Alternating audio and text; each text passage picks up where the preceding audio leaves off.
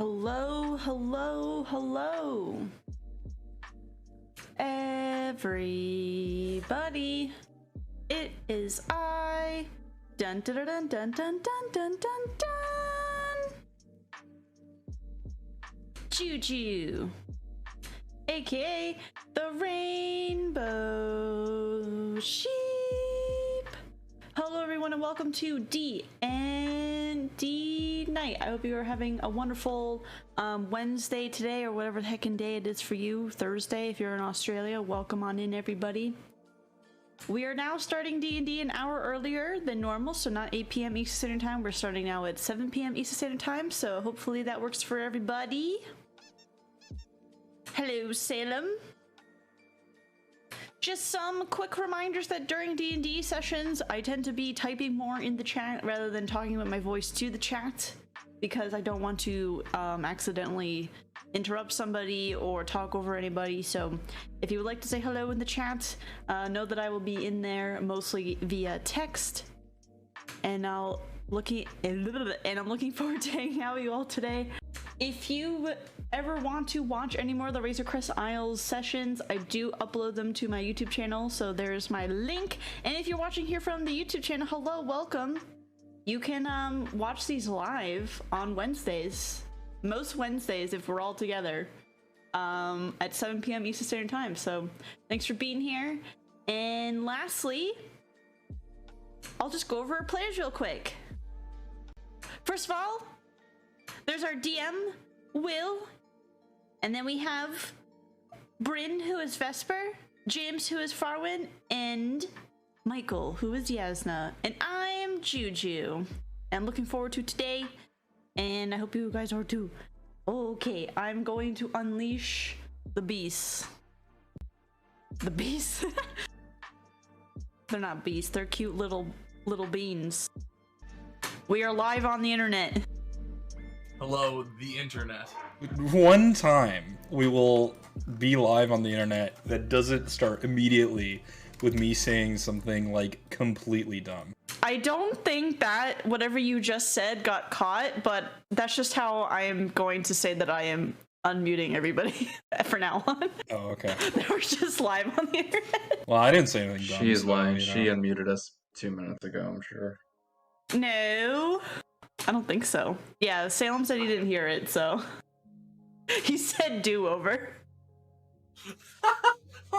I was saying that in D&D, it's kind of weird how, like, magic is, like, all arcane and spooky and weird. Yeah. But, like, clerics just cast spells from their god, and, like, that's normal. Yeah, because I there's don't know, Jesus it's weird. magic. I mean, there's Jesus magic, and then there's, like, people getting mad at Galileo.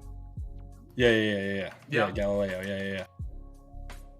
I mean, while we're on the topic, can we also talk about because of Tasha's, I believe it is, that clerics can just be very angry about something and get magic? That's also just a thing now. They don't have to worship a god anymore. That's They can just say, sweet. I love really that. hate triangles. Triangles make me so jazzed up. I'm very avid about not liking triangles and getting magic because of that. So, your options as a cleric are to either A, be religious, or B, have some sort of, like, weird fixation. Yes, that is it. So if you're really into Gundams, you can get magic. So, True. you're either a devout religious person, or you're neurodivergent. And that's how clerics work. I mean, I don't know, mean, man. I that- think that might be worse. Yeah, well, I really love putting stuff off until the last minute, so I feel like I would be a really busted cleric of, like, delaying enemies and their shit. And, Yeah, you'd be like putting an them entropy off. clearic. Yeah, it's just Oh, putting God, yeah, that's everything horrible. off. And then Bryn could live her best Alright, life cool. finally and get into that fucking garlic bread domain. Hopefully I She's sound always good, like too. jazzing about. Yes. Really into garlic bread. So just really likes Into it. bread and garlic and oil. Sometimes with butter. And if you put all those three things together, that makes a divine spell. I I think turned them up maybe I'll more. make garlic bread for a mid-game snack. How long does it I like take to make garlic bread? I have literally no idea. If you're lazy, you put bread in the toaster and then garlic on it, and then you eat it. If you're Just slightly less lazy, just a whole clove. Yeah, no, literally. If you're slightly less lazy, you take a piece of bread and you put a little bit of oil on it, and you put a bit of garlic on it, and then you put it in the oven, and then you wait for it, and then it's done. If you want to do it the real way, it maybe takes about 40 minutes. Yeah, because you can infuse your oil with garlic. Okay, that's a whole different story though. That gets into oil infusing, and that gets into flavor blending. That's a whole different story to making the bread itself. I'm gonna toast an English muffin and put garlic powder on it. Is what's gonna happen. Let's fucking go. That sounds good to me. I mean, it is what's going to happen. We did not have a content warning on this thing. Content warning: garlic. An English muffin. Jesus. Yeah, vampires can't watch this. Wait, the English muffin is what you're concerned with? A little, but What's wrong with English muffins, dude? They're one of the best breakfast breads. I think my favorite breakfast bread is literally just toast. Toast is good. Have you ever gone toast running? What's that? Okay, so toast running is when you go to a restaurant, you order toast, and then you put it in your mouth and run away. Like an anime character? Yeah. Exactly. Like an anime character. Wait, but then I also have to have Natalie make like an 8-course breakfast meal that I ignore, right? Yeah, exactly. That is the thing. Yeah, there has to be like pancakes and like half a ham and like a carafe, but I just grab toast and I run. Yeah. Okay. Yeah, you just grab the toast. See, the goal is like technically it's theft, but you're literally only stealing toast. I have to steal from another house? Oh yeah. This is like from a restaurant. Like you order a single slice of toast, one toasted piece of bread, and you just go. Cause like technically it's illegal, but like it's just a piece of toast. Like that's as close to doesn't cost money as possible. In terms of food costs and labor, it costs them maybe 50 cents to do that for you. So you could throw 2 quarters on the table and be good, probably. Okay, I'm about to admit a thing. I didn't realize that was a thing, because definitely when I walk through a restaurant, and if I notice that a table's not paying attention, I definitely steal bread. Like, if I'm walking by, I'll just grab a little guy and just walk away with it. You have to be real quick. Little guy. You just, like a roll. Usually rolls are the easiest. You don't want to like fuck with like slices. But Have you ever gotten caught? Never. Because people, like, we're really my bread trained like a hawk. Yeah, we're really trained not to pay attention to strangers when they're around, because, you know, we don't want to seem like we're weird or paying attention. So you get this weird blindness around strangers. So when I walk by, I think, you know, just if I'm feeling a little feisty and like, you know, I just got that like that little rumbling, like I gotta grab bread, man. But like you do it like on the way to the bathroom, on the way back from the bathroom, just like grab a roll. And most people don't fucking notice with it. the bread though. When was No, the you last just put it in time your I told pocket. you that you're a menace to society? Who, me? Yeah. Why? It's just bread. Dude, I love bread. Are you kidding? I'm Irish. That's my heritage. Yeah, I lived bread for 3.5 years of my life. If you stole my bread, I'd kill you. But what if you didn't know? Oh, I would know. My eyes are trained on the bread. I challenge you all to try this sometime. Just like it's a table that's not paying attention, they're just talking, they're in the middle of the laugh, boom, just walk, and that's it. It's just a quick thing. It's not. No, it's just easy. That's Grand Theft Bread right there, and I would not tolerate this. And now that Michael has advocated for petty crime, let's reel ourselves in. Welcome back to D&D, everybody. It is a lovely, almost at May. It is still April, unfortunately. Is this D&D or is this Bread Crimes Anonymous? I mean, right now it's Bread Crimes Anonymous, but we'll get there soon. Got it. Who's giving me a last time on? It's barely a crime, okay? They have so much money to buy bread. Like, they'll just bring more out. That's the True. thing. That is true. Yeah. Yeah, Alright, Jean I Valjean, don't calm want down. to wait.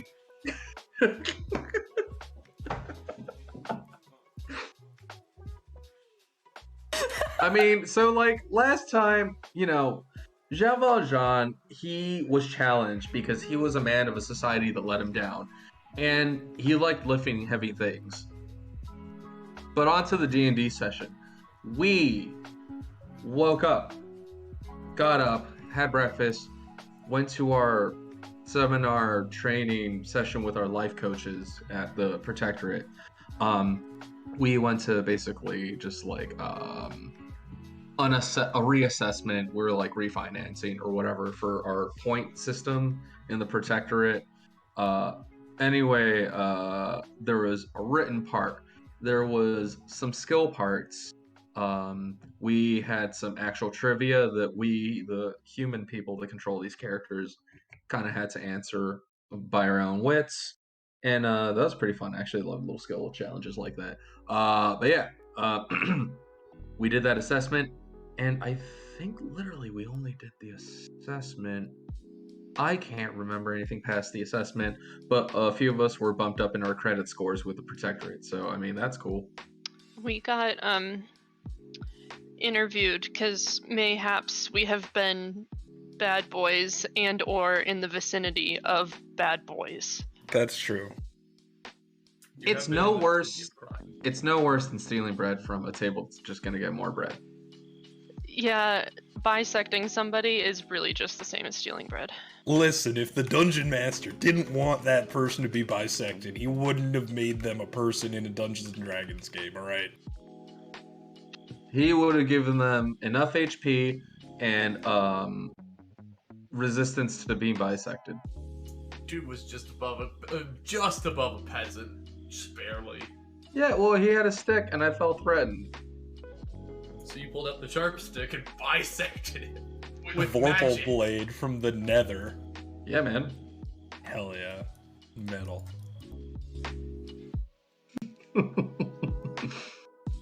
We did get questioned a lot about the scary time down in Old Town. True. They asked a little bit about property damage and if we had seen anything and about our whereabouts. And we didn't explicitly lie, you know. Farron didn't lie, he didn't say anything. It's true. He also has the memory of a goldfish. It's true. God bless. God bless. Bless up.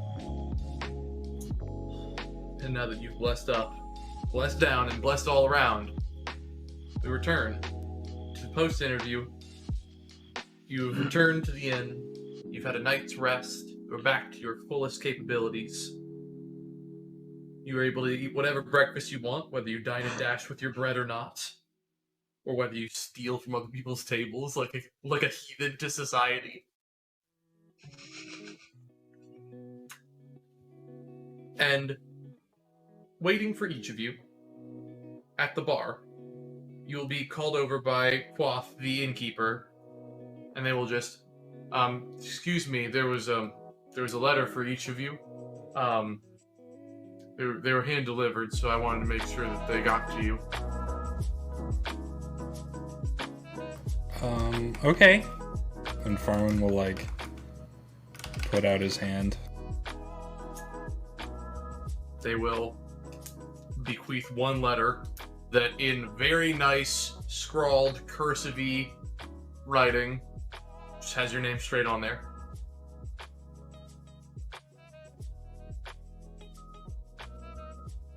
Ooh, I wonder who it's from. What did the person look like who delivered this? They're wearing kind of a green. There was a lot of green on their on their clothes. You don't know white anyone green. Do we? Do we know any green men?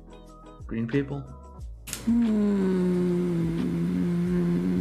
I will say a cursory history check for everybody.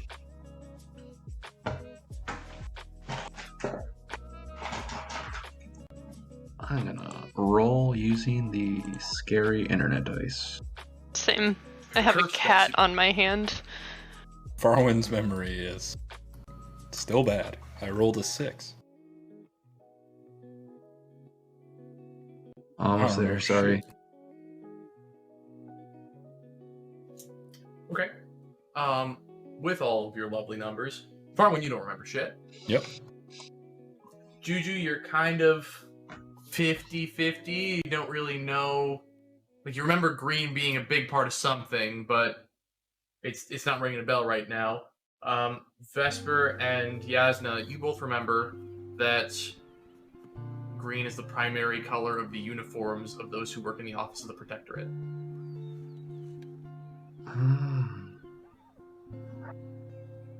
Oh, maybe we're getting fired, and I'll open it. When you open it, the first words are "You're fired." This is the joke.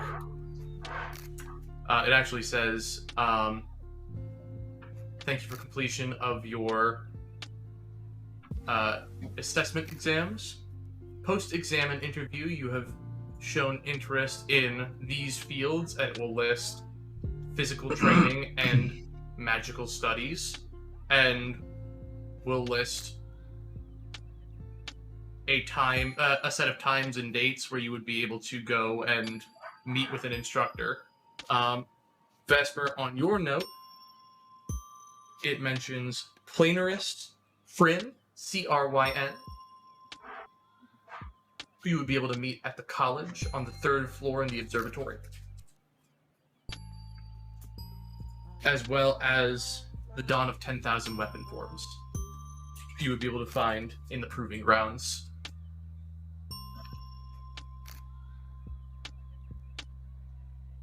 I sighed a little sneakily to Juju and say, "Hey, can you help me read this to me, please?" Sure. I can read it to you. Thank you. Do you want me to whisper? If you would, please. Okay, I'm gonna whisper Jasnah's letter. Okay.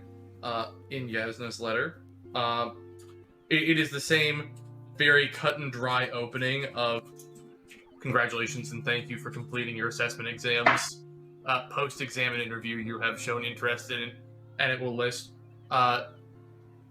divine studies and magical studies, and it will list you, again, a set of times and a location to meet with a priestess, Minea Ilo, and that is MEN''EA AILLO, and you'll be able to find them at the 2nd branch of the Divine Library.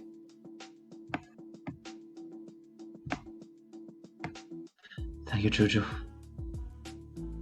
You're welcome. And I guess I'll open my letter now. Yep. Inside your letter, much of the same.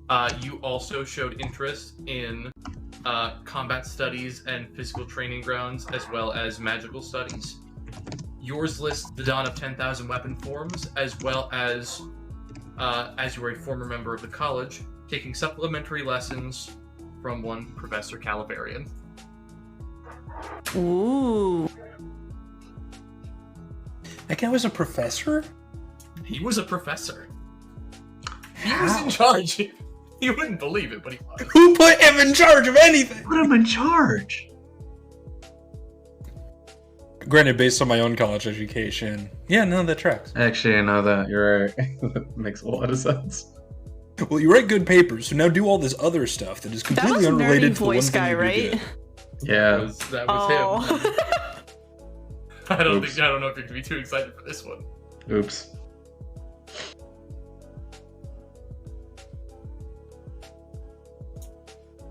And then, if Farwin is to open his letter Yes. and read it, you will be directed to, since you only ascribed interest in magic, you'll be directed to one elementalist, Fran Kavor, or Fran Kavor, KRANNKVORR, and they will be found. Let me find this in my notes of where I had them at. They will be found on the 1st floor of the college in the Elements Library. Okay.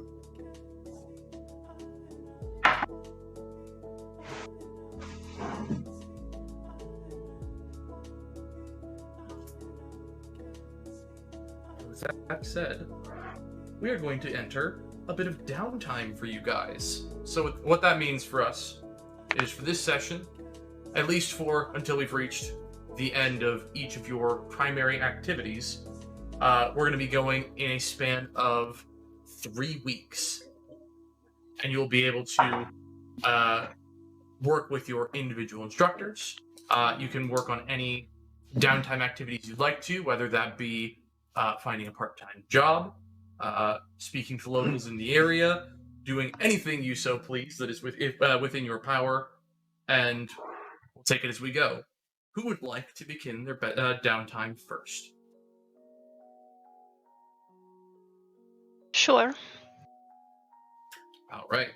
So, Vesper, you have 3 appointments each week that you are able to go to either the Dawn of 10,000 Weapon Forms or to Planer's Kryn. Each one will progress you further in learning those individual skills. Who would you like to start with? I will probably go to Planerist Kryn. Okay. If you make your way over to the college, 3rd floor up under the observatory, you find yourself in one of the spires, and there is a slight outset on the side of it, and there is a domed ceiling. You can see a mechanical crank on the inside that opens it up, and there is a large cylindrical object with many lenses, a telescope inside of there. You will find yourself a human woman with short cropped gray hair, a little bit older. As you meet with her, it's just, oh, hello. I had been informed that you might be coming over at some point soon. My name is Kryn. I'm the planerist who oversees the observatory, and I hear you've expressed interest in learning magics. Did you have something in mind for what you were looking for? No, not really. I kind of just, I just kind of like read books, and I like finding, like, learning new things and stuff, but that doesn't really help my friends stay safe. So I guess anything that would kind of help me learn things, but also keep my friends safer. Or also maybe like be a little sneaky, or just be like cuter too. Well, I could maybe... How much time do you have on your hands? Like 3 weeks. Give me a few moments here. It's not quite dark out yet, but once it is, you're free to use the telescope and look out at the stars. And she'll come along and just, one moment, please. And she'll go off, and the room around you is, there are a couple of students in there. They are looking at old star charts. They're looking at planar maps. They're looking at what look like a couple of crystals, and they're slowly testing them with items and magical outputs. She'll come back with a stack of 9 thick tomes and plop them on a table in front of you. Just, I know a fair bit about some things, and if you have any questions, I can help you with them, but I think these books might be a fair starting place. Perfect.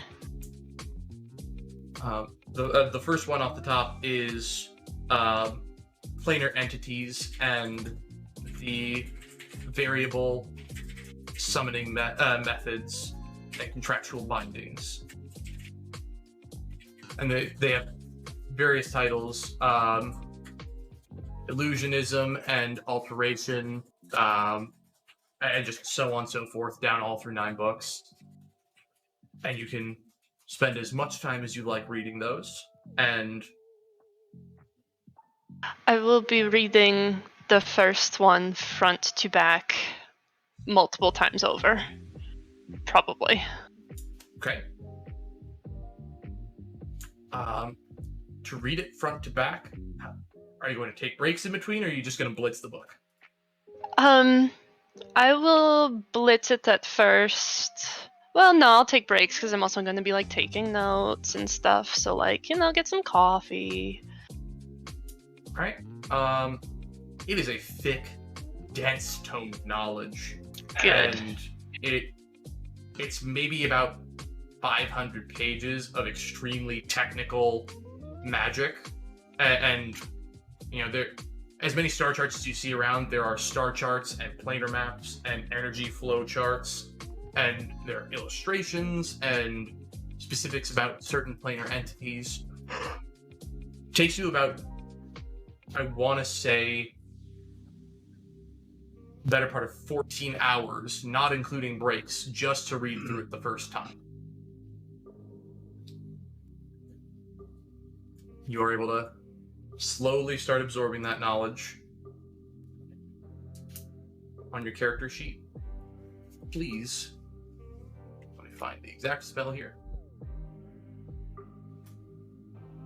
Please add the Summon Shadow Spawn spell. Should you choose to spend additional time reading it, you could choose other summoning spells. Let's jump over, since you've spent first of your bit, over to somebody else. Who's next? Who's taking the first bit of their downtime? I'll go. All right. You've also been given 2 options here. Where would you like to visit?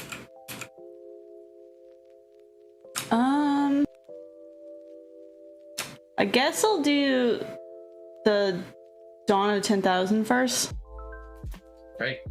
So you make your way to the Proving Grounds, and you enter through the same way that you did previously into the sandy pit. This time, it is more well lit in that hallway. There's no attendant at the Sands Gate. So now you see an array of weapons in crates and cartons and racks, and you can see various armor stands with different setups. And you see different areas of people working on different things. In the center, you will see one individual, slightly taller at about 7.5 feet. They are wearing a flowing white robe with one gold trim around the neck. It does go all the way up to the head. The head is wrapped around, and there is a porcelain mask over. And as they see you enter, they will move forward, and they kind of glide a little bit. And once they begin speaking, it becomes intelligible at first. You can't make out the words, and her voice in your head is going to overlap on top of it and just go, "Hello and welcome to the Proving Ground. You have been sent to learn the art of the weapon. Please, what is your name?" My name's Juju Rosewater. Juju Rosewater, welcome to the ethics of weapon training. What is your primary weapon?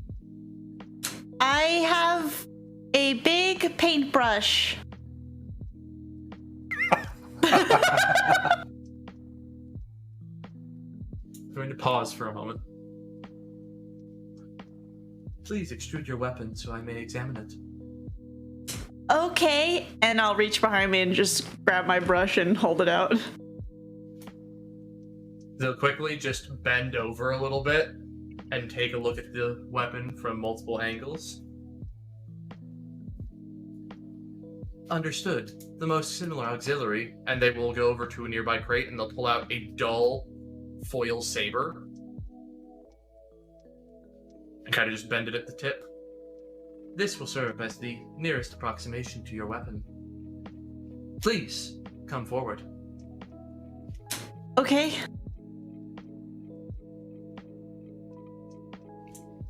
We will begin with a 2-hour lesson. Then you will take a 1-hour break and another 3-hour lesson. You may repeat this as many times as you like. All right. This will be a long day, but I'm excited. Okay. I would like for you to make me an athletics check here.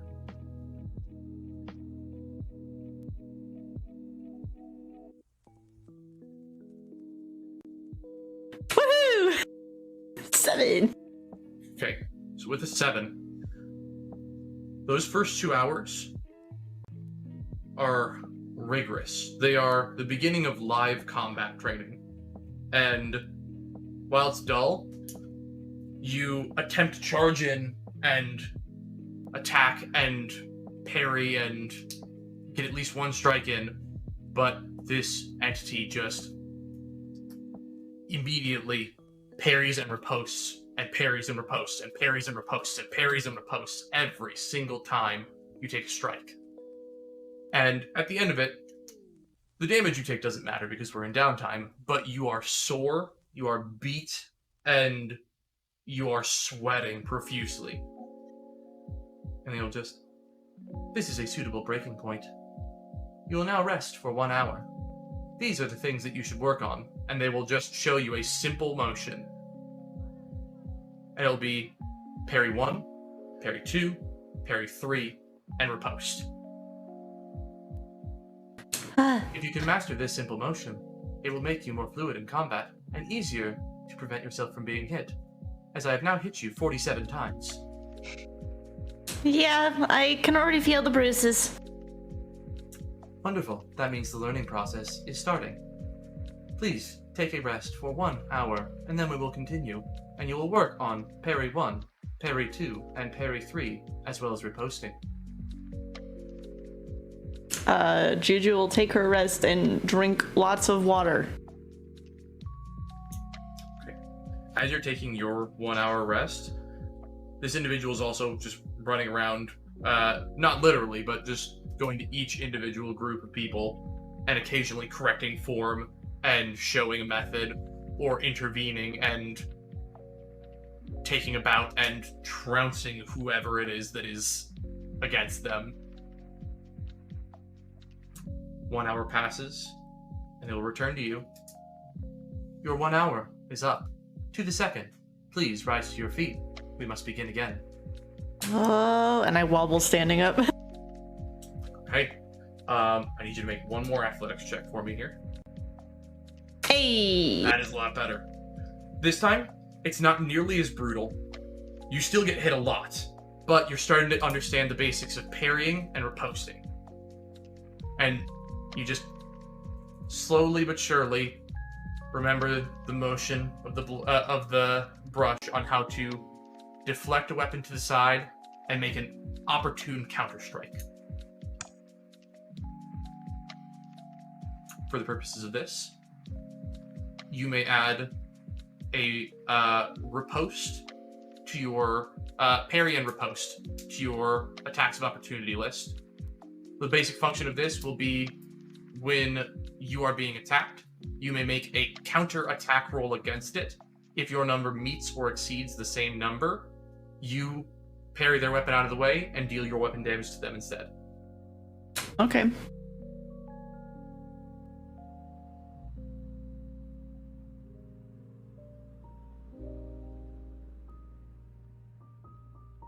you'll continue on with that training for the rest of however long you wish to.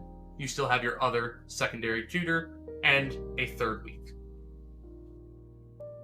Who's taking their next week? First week for either Jasnah or Farwin? I'll go. All right, Farwin. You are headed to Elementalist Frankavor. Yeah. You make your way to the college, and on the first floor, the Library of the Elements. It's a bit of an exaggeration to call it a library, as there are no books inside the Hall of Elements. Instead, there are countless physical variations and magical variations of each element that they are trying to work on. You'll see students and instructors creating fire, ice, and cold effects. Lightning. You'll see people creating light, people creating shadows. You'll see people molding the earth underneath them. You'll see people manipulating the wind, people manipulating water. You'll see pools, you'll see fire pits, you'll see braziers, torches. You'll see what looks like a metallic coil that every now and then somebody will jolt and it will spark out across. And after a few minutes of gazing and staring, you will see a dwarf come up to you, and they'll just, "Aye, you're here for the elements, yes? Yeah. Student? Mm-hmm. Right. Why aren't you in uniform? What? Uniform. Where's your uniform?" I wasn't given a uniform. Oh, fuck. Alright, let me just write that down for administration. Get you a uniform. Never do their jobs. Right. My name's Kran. I will be your instructor. You're going to be working with me, and you're going to be working on the elements. What do you know about the elements? Well, there's fire, and there's ice. That's all I got. I think there are others, but if they are, I don't know. Oh, that's right. I'm going to ground up, right? And he's going to, on each of his fingers, begin exuding a little bit of an element. On his thumb, he'll have lightning. On his index finger, he'll have a little bit of fire. On his middle finger, a little bit of cold will be swirling off. On his ring finger, a little bit of wind. And on his pinky finger, a little bolt of rock will be floating over it. Wow. 5 basic elements, right? Water and cold kind of go together. We make those as one because water and cold is just 2 different states of matter, right? Okay. Wind, it's kind of wiggly.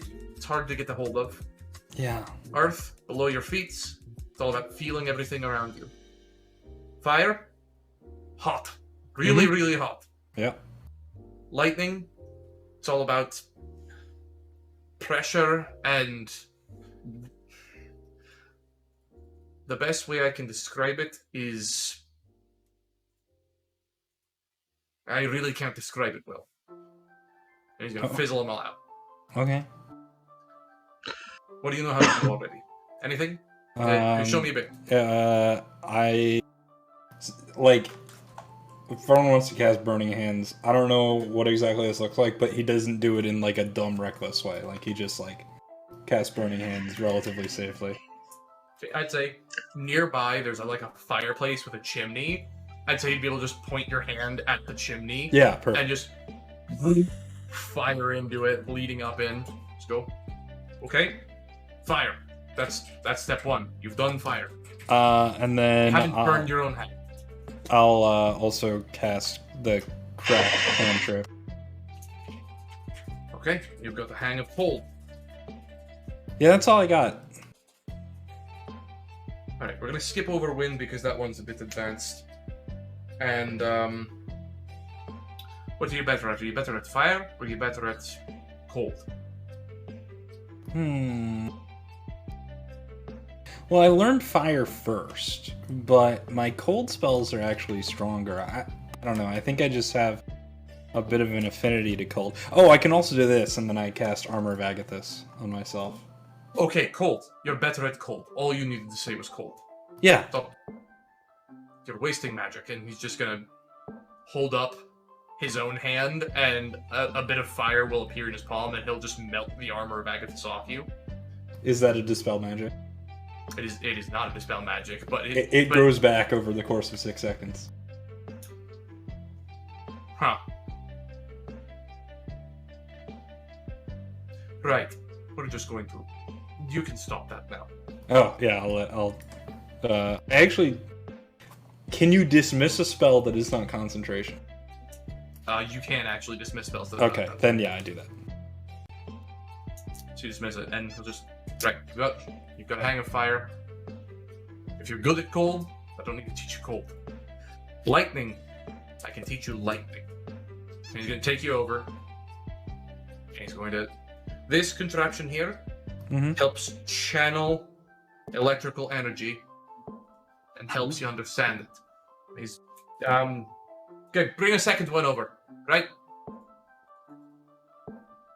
And somebody's going to wheel over another one. And they're 2 wide coiling sets of big metal objects. There is a small end, and there is a large end that looks like it's big enough for a hand to grasp over.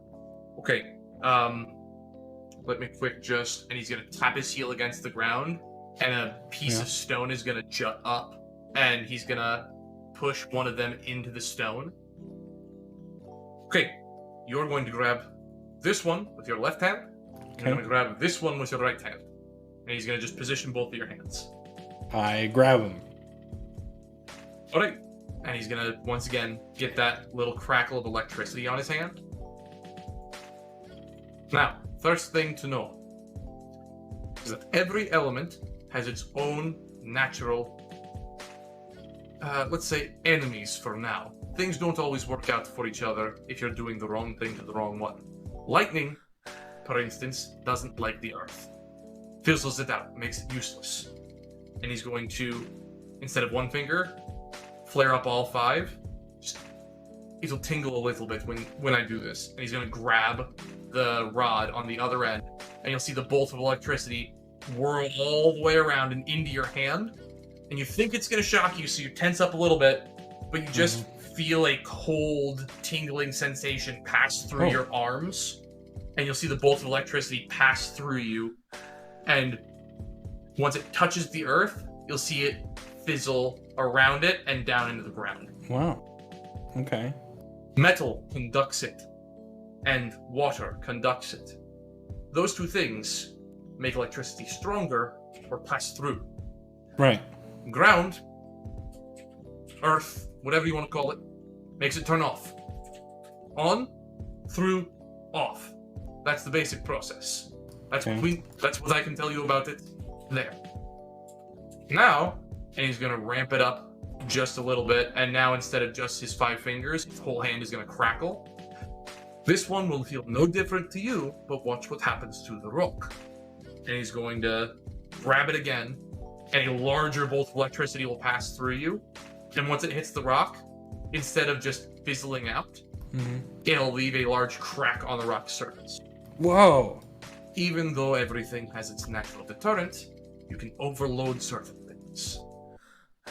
The stronger you do something, if it's not properly attuned against it to the same strength, it's going to break it and break through it. This is the process of elemental resistances. Everything has a breaking point, and you just have to push past it. And then he's gonna pull over a chalkboard, and you're going to need to look very closely at this. And he's going to start writing out mathematic formulae and images and icons and just, okay, now read that for 2 hours. 2 hours? Okay. And if you can, without looking at that chalkboard, tell me everything on there in 2 hours, you should be able to do it. And for this, I need you to make an Arcana check for me. Okay, I'm actually good at that. 22! Let's go! Okay. Farwan's a good student. Farwan is a good student. So, as you're reading, you're kind of looking over the board and just... The math's just kind of drifting through your head and just... the variable pressure and the barometric differences between the sky and the ground and the overload resistance of the... And you're going to start drifting off just a little bit, and you're going to tap your forehead against your hand. And while you're kind of drifting, that sensation that passed through your body is just going to come right back to you. And your hair is going to stand up further up on end a little bit. And you'll just kind of snap out of the daze. And once you pull your hand away from your face, you'll see a little bit of electricity crackling on one of your fingers. Whoa.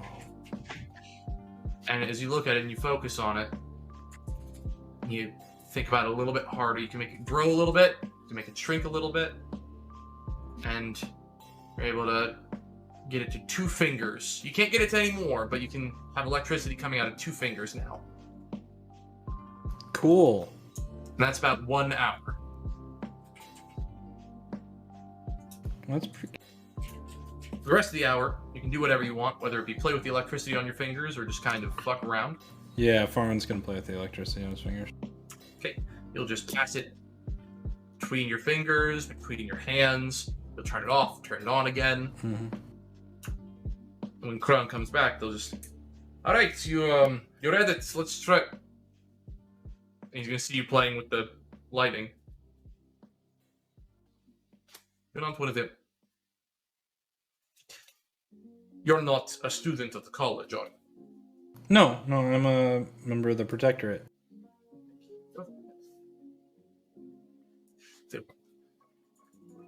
They sent me a memo somebody would be coming. They never told me what day or what time or who it would be. Great. Need to now new note for the administration. I'll take his notepad back out and scribble over the old note and write a new one. Okay, well. Congratulations, you've got a free academic lesson out of me. That's not very easy to do. But, now that you've got your academic lesson, looks like you've learned something. Let's try and push that a little farther. Okay. And across the course of the rest of the day and the rest of your first week, you'll be working with Kran on perfecting your new elemental lightning spell, Sizz. Okay.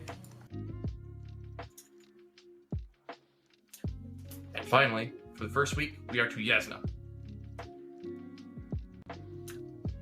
So Jasnah, you head over to the Divine Library's Malaya, I know. Yep. And as you get there, you go at the first appointed time where they would be there. Standing at the front of the entrance, before you even go in, will be a elven woman with long, flowing blonde hair. Who will just... Greetings and welcome to the temple. This is the Divine Library's second branch. This place of holy knowledge and information. Please, what can we do for you? Yes, greetings and respectful salutations to you as well.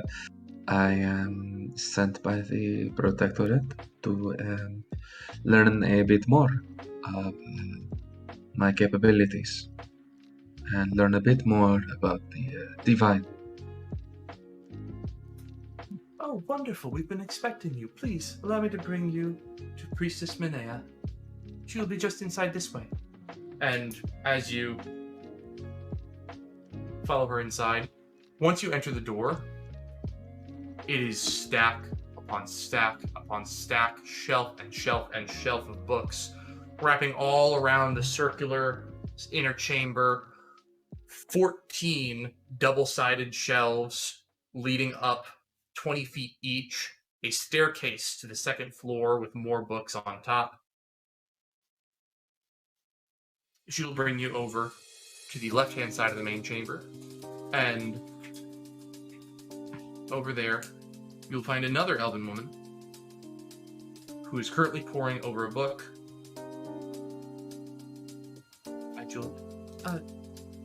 Priestess Minea, your training from the Protectorate has arrived. She'll just... What? Oh, right, that was today. Hi! Hello. Thank you, Priestess. Please, it's... I can take it from here. And the first one will bow and move away back to her post at the front door. And she'll kind of look over, and as soon as she's gone... Good. There's a lot of pomp and circumstance in this building. God bless you. Oh, you don't have to do any of that for here. And please don't do any of that with me. So you want to learn about God? It's gods, plural. Do you have a particular one, or just kind of all of them? Do you not believe in the divine powers? I mean, it's kind of hard not to, but I don't really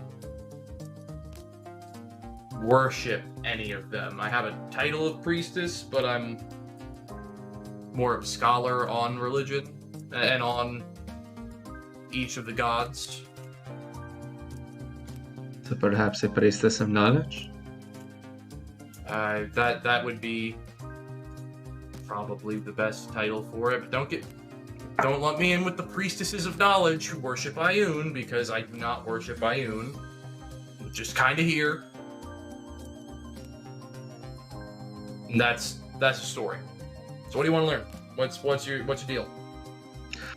I want to learn, why don't you specifically worship them if you are a scholar and surround yourself with all of this?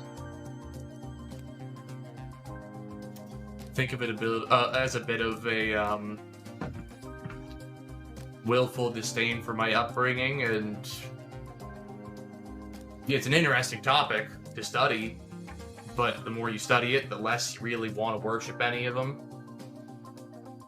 So they all have their good parts, and they try to make themselves look good, but then you read a book from the other guy, and they do some kind of shit stuff.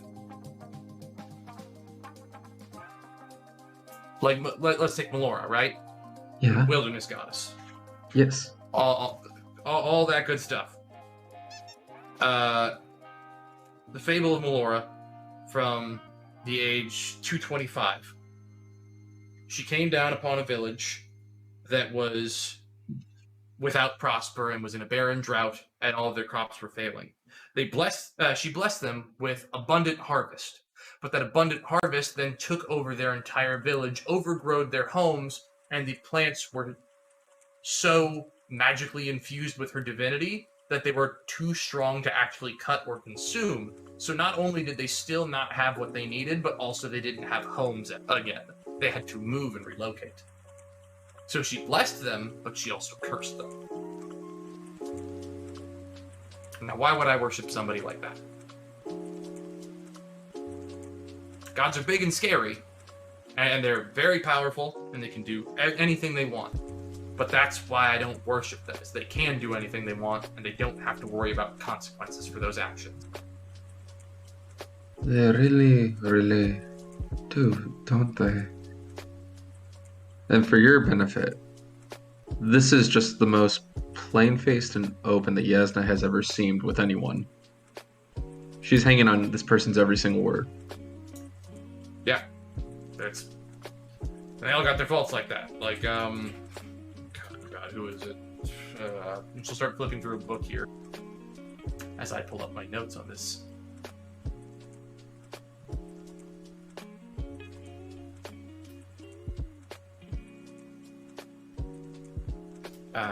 All right. So, I'd say the one exception, probably, primordials were fine.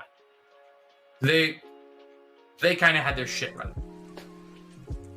But all of their children are a bunch of rampant assholes. Asmodeus, guardian of the afterlife and keeper of death, right? Yes. He abhors undead, and he wishes for all things dead to go to him. And he's in charge of all the good souls, all the bad souls, all of everything. Yeah, they're already dead. Leave them alone, you know? I'm not worried about what he does. They're dead. Let them take him wherever they go. Because they just go to a place. You'd have to ask him where they go. I don't know. You're not worried about this fate for yourself, or? I mean, like, the body stays here, right? Like, it's just their soul that goes somewhere else. Their soul goes to another plane. He does whatever with it. I don't know his process all the way. I'm still learning about him. But his parable is that in opening a passageway for souls to enter, he also inadvertently created a passageway for souls to exit the afterlife. So now, this is why undead are so abhorred, and why he abhors them so much, is because he's the one who made them possible. You wouldn't have anything, you wouldn't have returned if it weren't for Asmodeus. And he wouldn't hate them if he hadn't made the passage that allowed them to come out. So he has to guard the passage. Yes, those Asmodeus guys, his clerics, would always knock on our door first thing in the fucking morning, every every Wednesday. Oh my gosh, it will not let up. So I already did not like him for that. But he opened the door and left the door open? I mean, souls can't go into the afterlife if the passage isn't open, which, at least that's what he says. I don't know what happens with souls. But because of that, his designated champions and worshippers and such have to go to the passageway and have to be its guardians. Or they knock on doors as obnoxiously as possible. They do that too. Yeah. So, what do you know about Pelor? Oh, don't even get me started on Pelor. God of Pompous. Pompous. She's gonna find a book. Pelor, the Dawn Father. Yeah, grand title. Really, he's coattailing off of his father, Heliod, the Father of Light. Now, Heliod, primordial, created the sun and created the day and night cycle and light itself. Period. There was no light before Heliod. Pelor, his whole job is to champion the light from one end of the sky to the other. Mind you, he has auxiliary powers, but he's revered as this great god of the sun. No, he's just the driver. He just drives the carriage. But even a driver can choose to not see it through to its end, and I mean, he is capable of good things as well. I mean, sure, he's capable of good things. But, think of it along the following lines. What has Pelor done for you? You worship Pelor, and she's going to point to the symbol. I keep him in my own way. And he has done a complicated thing for me, but a thing that made me happy in its time.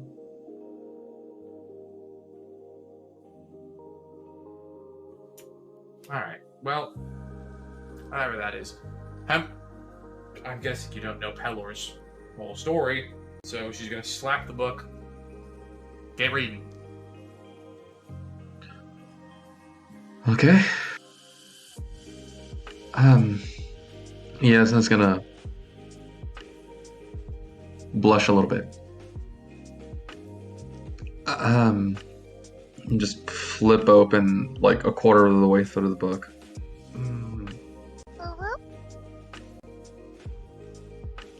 You have me at a disadvantage. I require a little assistance with reading. Oh. Didn't think about that one, did I? You did not know?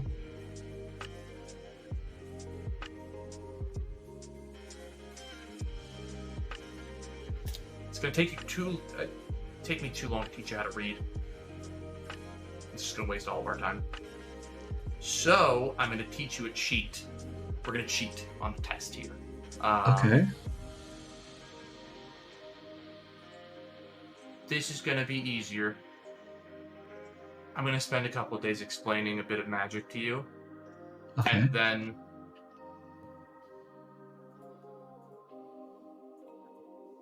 when you read books, instead of reading them, it kind of just lets you think about what's on the paper and it reads it to you. Okay. Okay. And she's gonna start writing. Right. And she's gonna stop writing and just okay, so and she'll start explaining and making hand motions, and she will draw a couple of symbols. Like, symbols are good, right? Like, symbols. We can work with symbols. I can work with words. symbols. Okay. And I need you to make an Arcana check for me. You got it.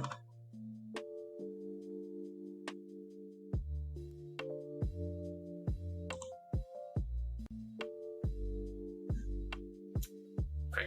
So it will, with that check, take you a couple of days, about half of your first week, to learn the spell. Please add comprehend languages, or rather, does comprehend languages let you read, or just spoken language? I know there's a spell for reading all languages. I always mix them up, to be honest.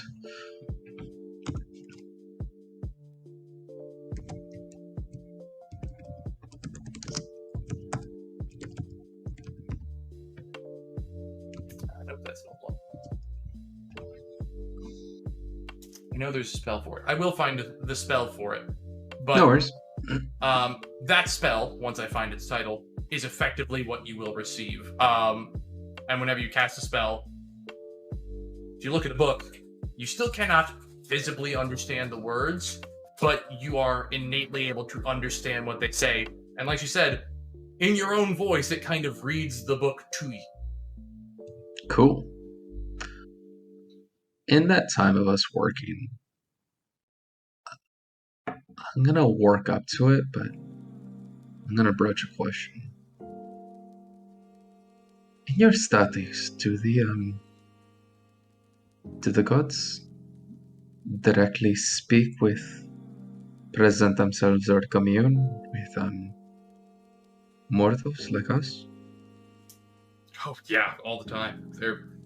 And frankly, they do it too much because they've, in their vanity, tried to direct the course of humans who they claim credit for in teaching. However, again, they did not have any credit for us. That is all on the primordials, and they are far more interesting. But primordials aside, yeah, they take avatars, they take champions, they take worshippers. I mean, you're standing in the city of Ioris. This is Ioun's city. Ioun has been known to appear in the city. People will tell tales of women with glowing purple and gold eyes. Oh, She takes many forms, that of a child, that of an old woman, that of a young maiden. Sometimes she even takes the form of man. Really just depends on her mood. okay. And Baylor would maybe partake of this as well? He hasn't taken a... I mean, nobody has heard of a champion of Paylor in a couple decades.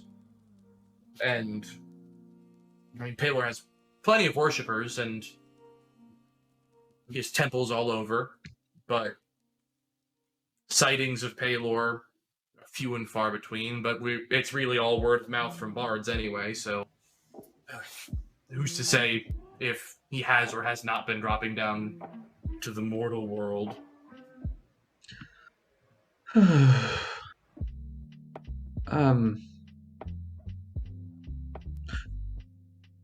I know he might have his complications, but in your studies, he does more good than harm, yes?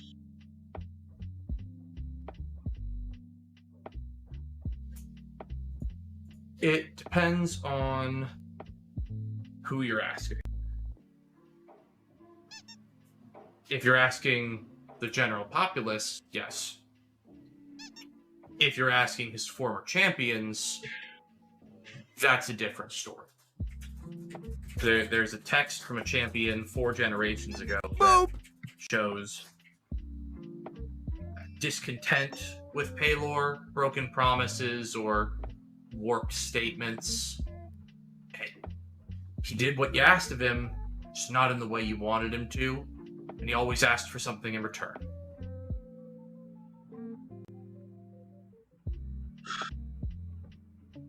Seems like most friends at their worst and most enemies at their best, no? Yeah, but that's not really something you want to think of when you think of a god, right? I mean, I don't know. I've never been a god. And I don't know. I don't know. I mean, you gotta think with all that power and all that otherworldly energy, what would they really be capable of if they just tried a little bit more? If they just tried to empathize or get on a human level. Sure, they've got their perspective, but that doesn't always help out us. I mean, you're a scholar in this, yes? Maybe you won't mind this. Don't freak out, okay? Please? Mm-hmm. Yes, and I'll step back 10 feet. And we'll summon the sword, but in a different kind of aesthetic approach, where shadows and any light streaming in will kind of begin to quicken and bubble, almost as if it's about to boil, and we'll shoot to the hand and summon the sword.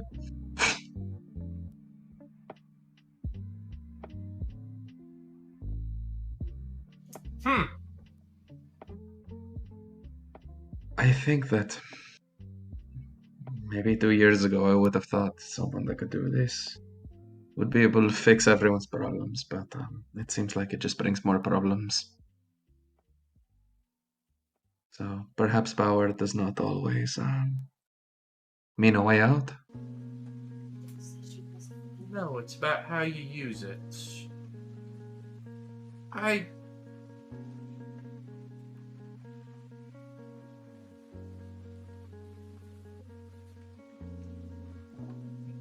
Yeah, honestly, I shouldn't be surprised. What do you mean? I mean, 20-year gap, nobody's heard anything about a new champion, somebody comes asking specifically about Paylor. I mean, that's kind of dumb not to ask the question right off the bat. That's on me. You get your one free. I thought I was losing my fucking mind, if I'm gonna be honest. I didn't know if any of it was real. I mean, can other people see the sword? Not the sword, the gentleman himself.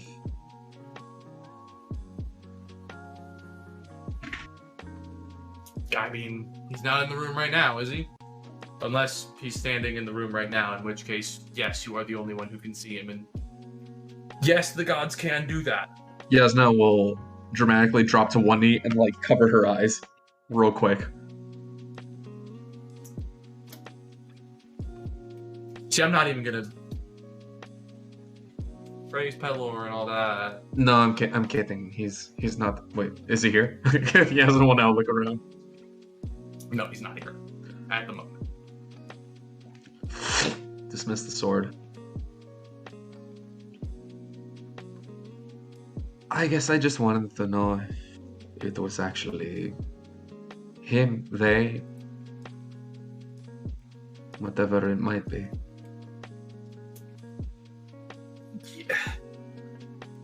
Short answer, yes. Long answer, yes, but it's gonna suck.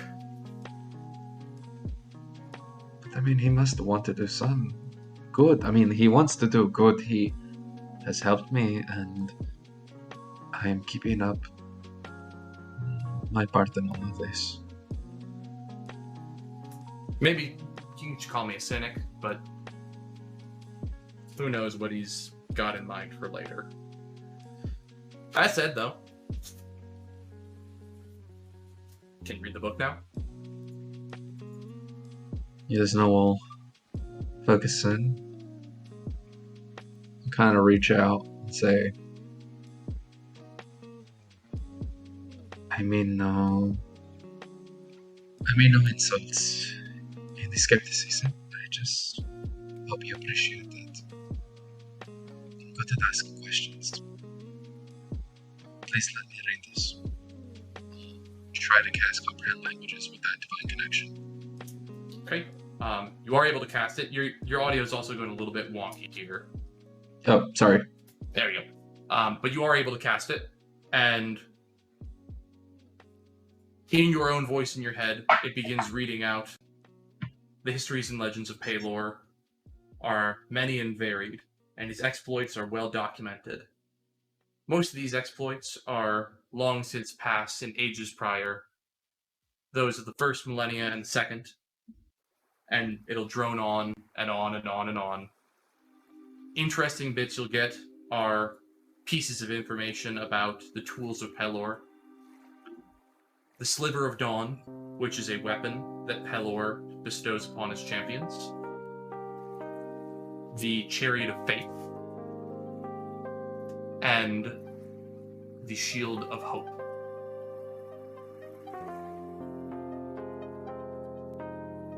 I look up at Minea as I'm listening to this. Wow. I really hate the way my voice sounds in my head. This is terrible. Is this how I sound like all the time? I mean, most people actually prefer the sound of the voice in their head up because it's an idealized version of themselves.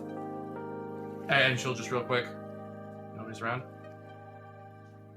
She's gonna point at a space in the air and just listen to the sound of this. And you'll see a mouth appear in the middle of the air, and listen to the sound of this will come out of the mouth. Just, ugh.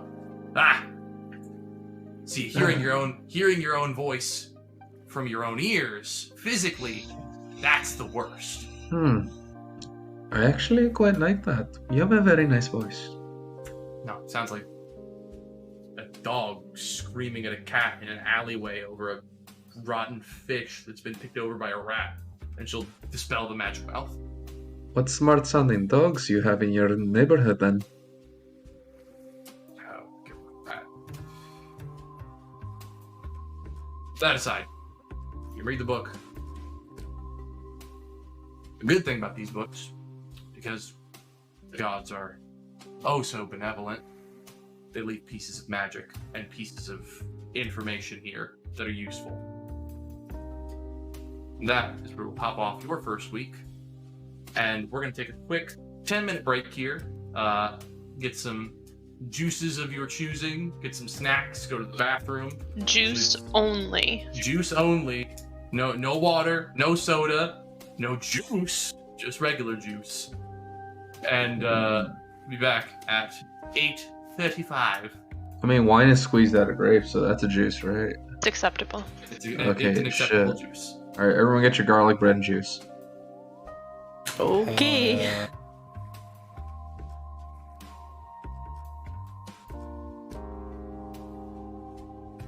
Alright, stream. We're gonna take our break. We'll be back in 10. So feel free to also get your own juice. Okay, BRB.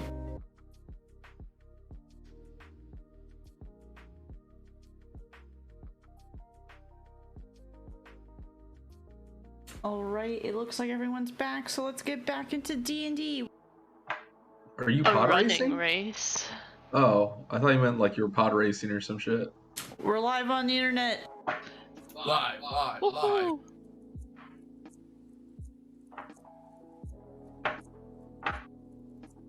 Are we bound to the FCC rules and regulations and shit? No, No, they can't stop us. Oh, okay. Are we a television broadcast? No. I have no idea. We live on a little website called Twitch.com until they Twitch.tv. Yeah, that's very fair. That's very fair. Shit. Got him. Jeff Bezos owned Twitch.tv. Yep. Bezos. At least until Twitch becomes inconvenient for streamers and viewers, and then we probably won't live on Twitch.tv anymore. But who's to say? If they get yelled at enough, maybe they won't make the bad changes. Yeah. Did you see my tweet about it? I did see your tweet about it, and then I looked through the whole thing, and like, man, they really just want everybody to leave the platform, don't they? The whole thing about no exclusivity anymore is very suspicious to me. Yeah. Who looks at what Netflix is doing is like, oh yeah, baby, I want that too. Yeah, Netflix is making some weird decisions. Yeah, they cut out animation on Mad. They said animation was the problem. Actually, I agree. Don't make me come over there. Okay. Netflix said animation was the problem? Netflix has a lot of problems, but animation was not one of them. Yeah, no, Castlevania was the fucking shit. But they're not going to make any more animation. Then I'm glad we got to finish Castlevania. Wait for Lynn to stop T-posing on James. She won the argument. Good. As it should be. Yeah, T-pose always wins. Alright. Now that we're all back and seated, done yelling at our platform overlords, reeling back in. Begin the second week of downtime. We're going to begin with Farwin. Okay. Farwin, after your first week, you have a decent grasp on Sizz. It goes and it happens. Oh, that's good. You're still not 100% confident in it, but Okay. it is in your tool belt. What would you like to do with your second week of downtime? Would you like to continue working in the Hall of the Elements, or would you like to go somewhere else? What's your goal for the second week?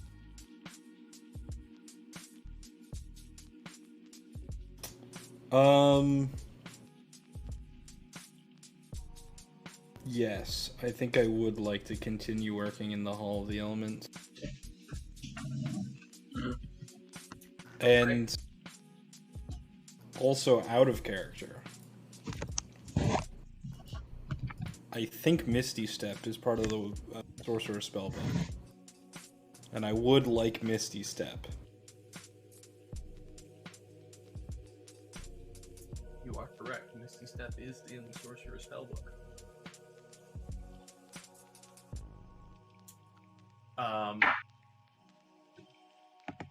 So as you're in the Hall of the Elements, Kram will come up to you and just, okay, basics are down. You have your basics. Easy basics. Sick. Now I can give you a challenge, and you can work on improving what you know. You can either work on what you already have, or improve on Sizz that you just learned. You can learn something else. Do bits of both, do bits of everything.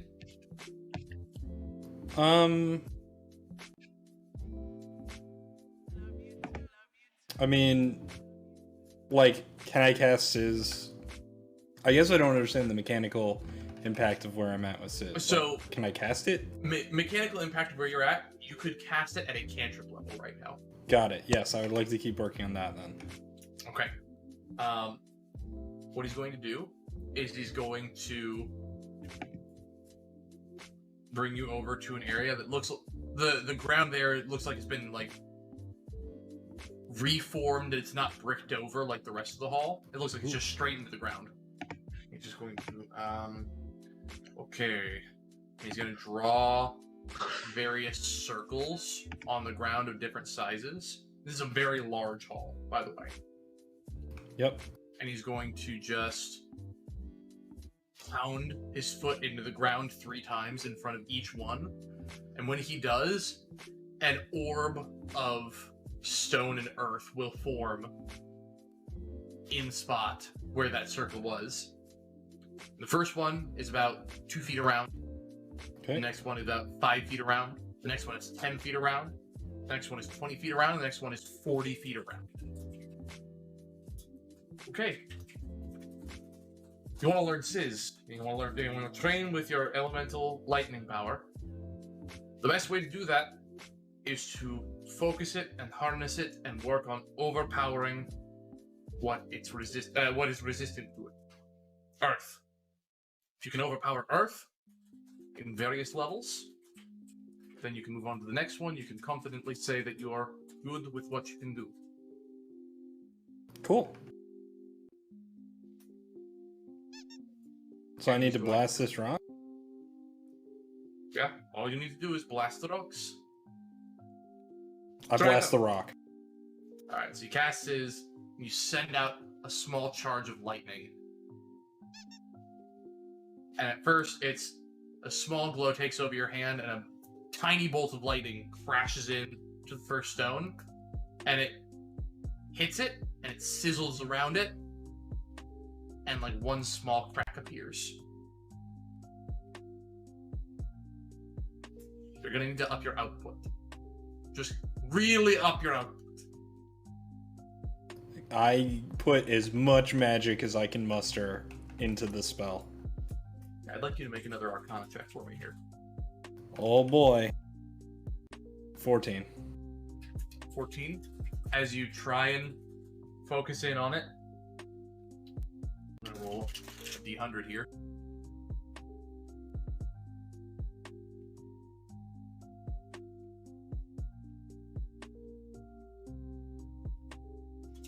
So, as you focus in on it, you feel the magic building up and building up and building up, and as you release it, you can't contain it, and you can't push it out at the same intensity that you want to. And it comes out at the same level, and it just makes one tiny little crack. Careful, you go blind. Go back to your religion books.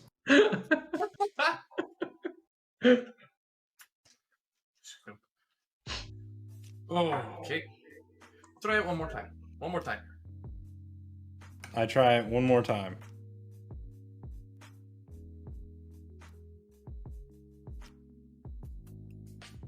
This time I'll think about how it works with frost, because like, I mean, it's a different element, but I'm kind of doing the same thing. I can overload crack. Okay. Make another Arcana check. You won't get advantage this time. 20 is a lot better. If you had rolled similarly, I would have had a very high chance of you instead accidentally casting ice magic. That's fair. This time, as you're focusing in, you look at your other hand real quick, and you quickly hold up a crack, and you raise the intensity and lower it.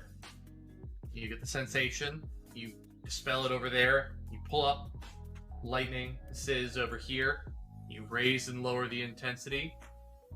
As you build the magic up, you are able to blast it out of your hand, and it is one intensity higher. It is at a first level when you blast it out, and it is able to crack through and crumble the first 2-foot orb. Oh. Natural. Easy. Okay, now do it with the rest of them. Oh. That's your weak stats. Bye. And he's gonna walk away from you. I just do it over and over and over and over and over and over. Yep. I'm not going to make you continue making Arcana checks. However, it takes you 5 more days of just repeatedly brain dead, bashing your head against a wall, power amplifying, and figuring out how to channel your magic into lightning before you're able to fully grasp the concept like you did with ice. Okay. And you are fully able to make use of Sizz at a 3rd level. Great.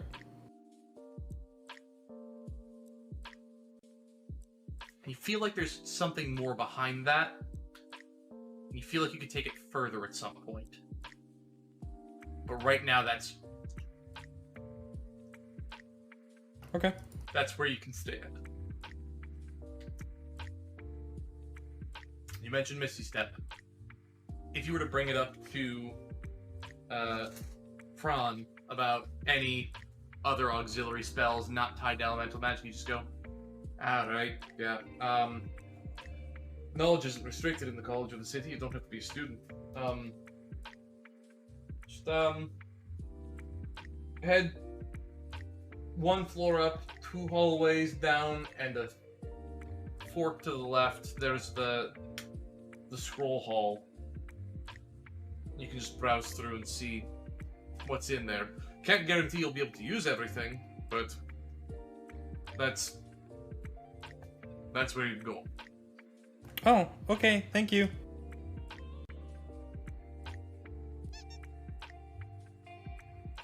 And you do head upstairs. And the scroll hall, it is a vast hall, not nearly as large as the Hall of Elements, but still rather sizey. And there are marked cubbies with scrolls inside of them. Each of them, like, illusion, abjuration, conjuration, evocation. Evocation is split into, like, 7 different categories. Yep, that sounds right. And you're able to look through scrolls and scrolls and scrolls. You would be able to come across a Misty Spell scroll. However, the diagram is not very descriptive. It shows a picture of a person in one spot. The second picture shows a cloud, and the third picture shows somebody in another spot. How to Misty Step. Step 1, be in a place. Step 2, disappear. Step 3, be in another place. That's effectively what's on the screen. Great, I try it. You think really hard about being in another place. Oh, poof, smoke. Nope, you don't move. I'm still in the same spot. Okay. You lay down on the table, you look again. Standing. Poof. New spot. You look, oh, new spot. Poof. So, you know what? Farwin's gonna get mad at this. He's gonna say, this scroll sucks. I'm just gonna do it myself. And so instead, I'm gonna teach myself how to do my own version of Misty Step using lightning magic. Okay. Because this scroll sucks. And I could have figured that out.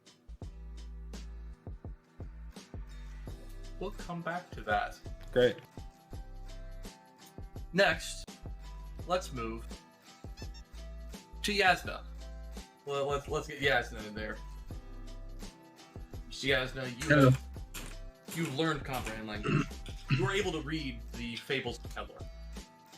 And among this book, there are also codexes of magic involved with Melora. And as you're looking through and you ask Minea, she'll just spells in there are kind of self-explanatory. A lot of bright lights, shiny objects. Chariot is one of them. You can. Some people have been able to summon it if they were lucky. It's really a hit or miss with that one. You either get the chariot or you get just kind of a wheel. Flip through. Oh, where is it? And she'll flip a couple more times. You might like this. And she'll look through. Oh, right, yep, here it is. And she'll point to a page. And on that page, all it says is, or rather, the first sentence is, the secrets to take off are in how you formulate your magic underneath yourself and how you operate in between the lines of the sky and the ground. And there will be more arcane symbols, divine symbols, and diagrams of the fly spell, should you wish to learn it. There are other spells at your disposal if you have anything particular in mind, but spells that are readily available out of the book would be Find Vehicle, the Sun's Chariot would be the vehicle you'd be able to summon there. The Fly spell, you'll be able to find Hypnotic Pattern, Thunderstep, or Flame Arrow. Looking over those, I'll say, Minea, I think I know how this is all going to make a bit more sense. Alright, hit me with it. Yes, come. Pack your things. Let's go. Well, I'm not taking anything with me, so we're just gonna go. Okay, we just go to the bar. Okay, this is very much up her alley. Yeah. We go to the bar, and I'm gonna talk with her about just some of Halor's like younger rambunctious years and adventures, and I say, okay, this is very interesting. Yes, he could engage with the sky itself and lift himself into it effortlessly, or if he was feeling particularly spicy, he could do the same thing in a very spiteful, rambunctious way. It looks like a very fancy dance move, but it would leave just a wake of destruction in his leaving of the scene. So, sort of like leaving, a party, but in the most spiteful way possible. That was the weirdest way I've heard divine magic described. But yes, he could do both of those things. He could, ironically, he labeled it light speed travel. Real pompous there. And he could rise above the heavens. So, yeah, I think I'm going to want to think a bit more about this one as I'm showing, it's the way I imagine it's a diagram of Palor Shazazing away or like moonwalking away with a thunderstep. Yep, pretty much. But yeah, we're gonna drink because Jasnah is fascinated with Minea. Jasnah has not met anyone that really kind of just spoke about the gods so candidly with as much skepticism as she has been reticent to admit.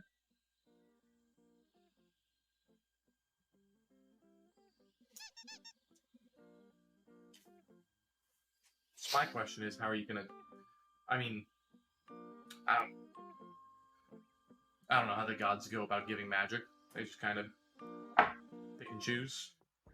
Can you just ask Pelor and go, "Hey, guy, you know that thing you do where you float off the ground? Let me do that too. Cool, thanks." The way it has happened before, it has been in moments of need, and he has provided.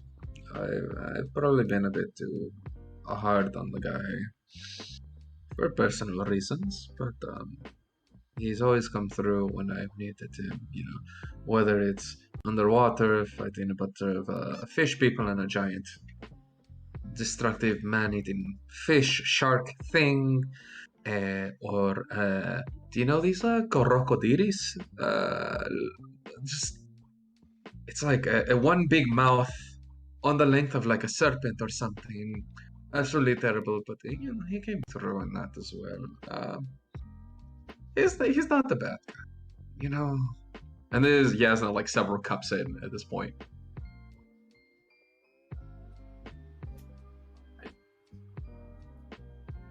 You're telling me that Pelor fought a crocodile?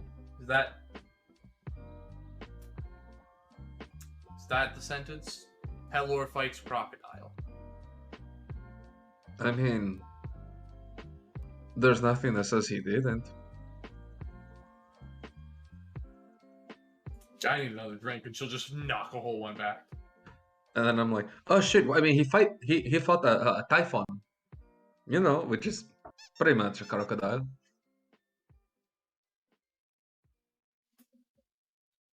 Yeah, I guess.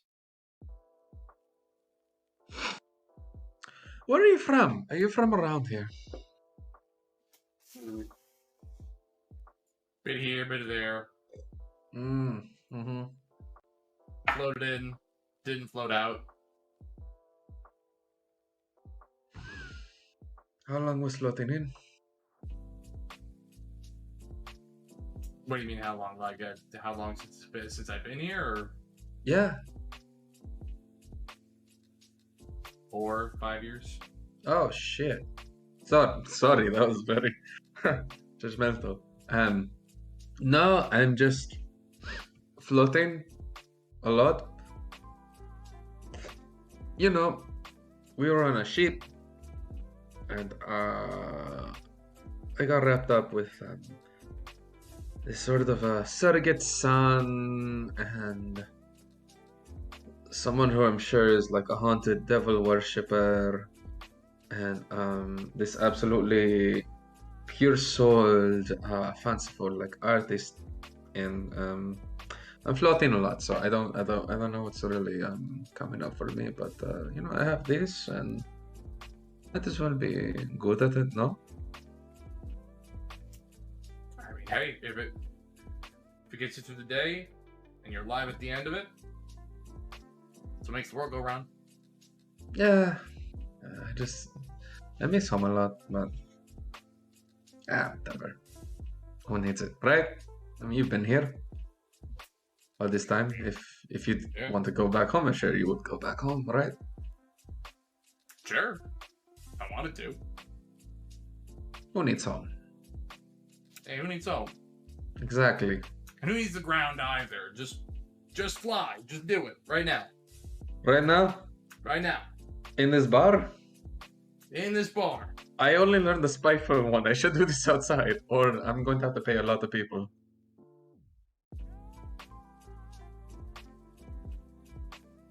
It's really destructive. And it's like, it's a moonwalk, but everything looks exploded when he moonwalks. It's probably a bad idea, yeah. Yeah, no. Okay, outside. Come on.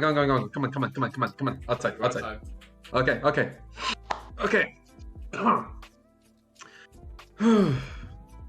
We're outside. Yep.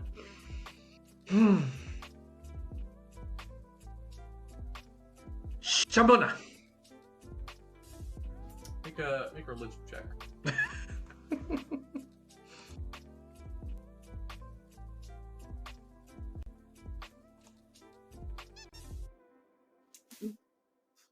Nope. Ooh. So as you go, Shimona! You pose, and you wait. On the ground. So you didn't do it. No. No, it was kind of more like, kind of chill. She will now drunkenly but very precisely spin around and strike a pose with her finger in the air. Shamona! And a loud crack as she is now 90 feet away. Like in the air? Did she shoot straight up? Let's see where she goes. My Shamona.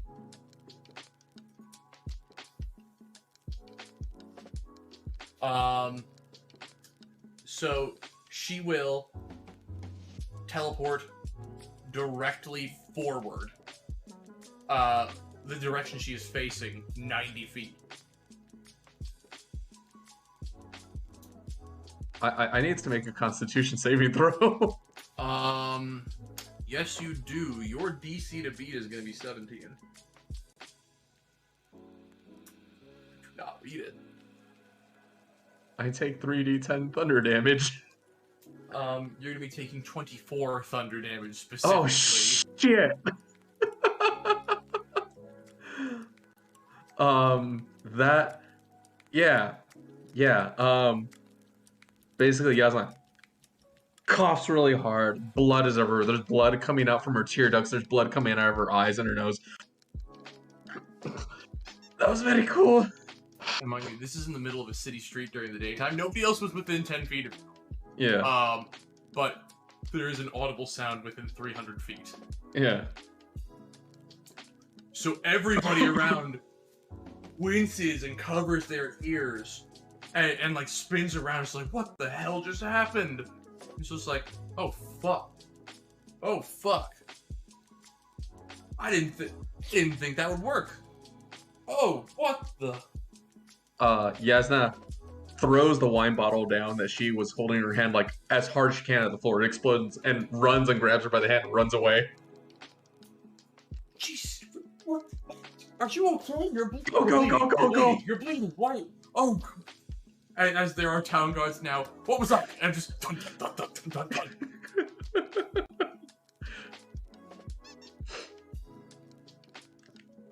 I'm okay. It's fine. It's fine. Okay. It's okay. We're gonna practice that one quietly, away from town, and not. And she's gonna start taking the lead now and bring you to the beach and be like, okay, now we're gonna practice this here. You want to find a hound?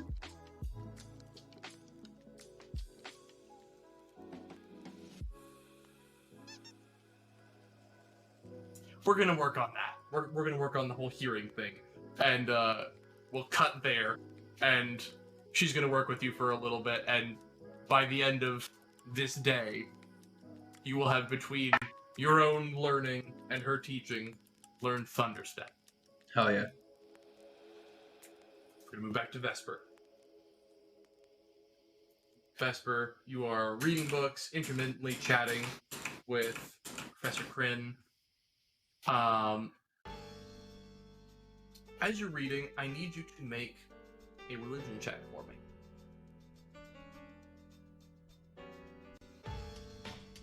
16. Okay. As you're reading, you're going to be flipping through pages, looking through the books, and you're going to see an odd sight. And I do mean you're going to see an odd sight, because from what looks like a first-person perspective, from where your own eyes would be, you can see a book in front of you, not the one you were reading, and a pale hand turning the page and scanning over a piece of paper. It looks similar to the one you were just looking at, but slightly altered, different. You can't quite make out the writing on there. And you see, jot down some notes and close the book, and then your vision shifts back to the book you're currently reading.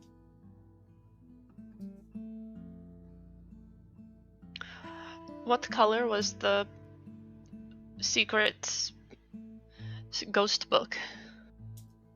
It was bound in a dark, thick brown leather, and it was the ink was in a fine black, and the magic circle was in red. Do any of the books that I have in this pile resemble that at all? None of them, no. But like I said, that what really caught your eye was that symbol, and you'd be able to recreate it. The circuit with the magic, the summoning ritual, and it is similar to the one you had been reading over the past week, but it just has a few minor alterations to it. I'll draw it out.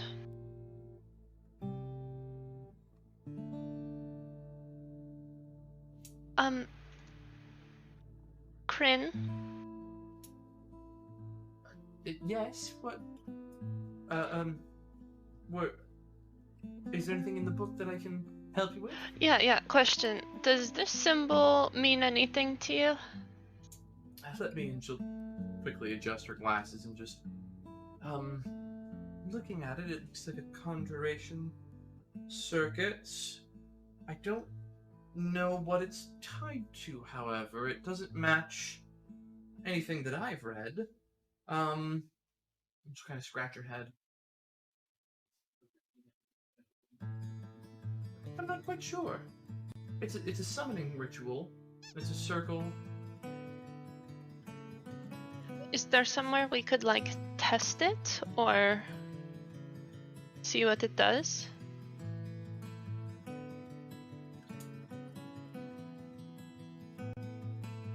I mean, yes, of course. There's always a place we could go, and she'll begin moving towards the entrance. Just please follow me.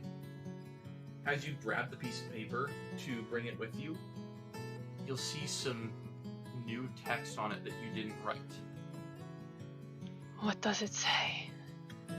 Wisely, secretly, quietly. Actually, you know what? I think I actually already saw that in this book, but there are some other things in this book I just kind of want to try out. So yeah, take me where we were going, but thanks. Oh, right, of course, yes. Let's, and she'll lead you a couple of rooms down, and there's a thick metal door, and inside there's a smaller chamber. It's about a 30 by 30 by 30 room, and inside of it there is a salt circle that fills about half the room. Just inside the circle, generally speaking, we do all of our training for summoned creatures. The salt circle doesn't work on everything. It's just a precaution. It's a superstition. Oh, no, I super understand. Thank you. And I'll go in the room and close the door behind me so she doesn't follow me in. Okay, well, I'll be back over there if you need me. Thank you. Thank you.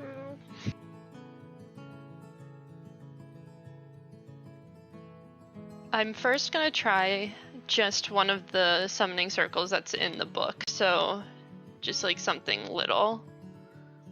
Okay. The one that you had spent the most time reading over and understanding was Summon Shadow Spawn. Yeah, I'll try that one first. So as you finish getting yourself in the right space for it, you go over the circle one more time, and you speak the incantation and point to the spot in the circle. And taking form, the shadows cast from the room swirl together and begin spiraling up from the ground, and a rickety, kind of half-formed entity pulls up. It looks almost flat and two-dimensional, but it's jutting out at odd angles and wiggling around the room with light. Hey, come here, come here.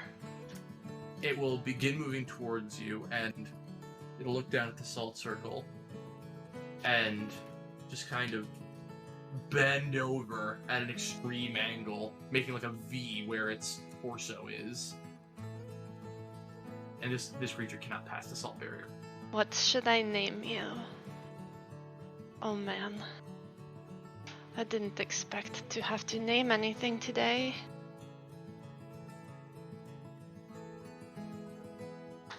Your name is Frederick. Okay, Frederick. I love you. Bye-bye. And I'll dismiss the spell. Okay, as you begin dismissing the spell, Frederick will, for one moment, not be under your control before he is dispelled.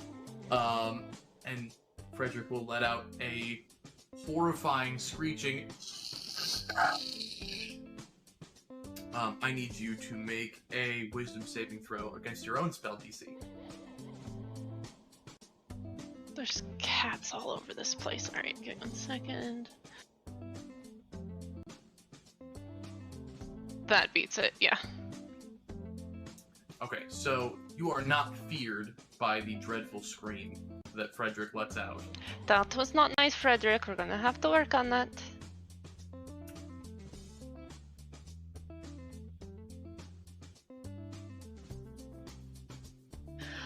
And then I will try... I'll go back over to the summoning thing and draw the symbol that was given to me by the ghost of Christmas past. Okay. Make an Arcana check and a religion check.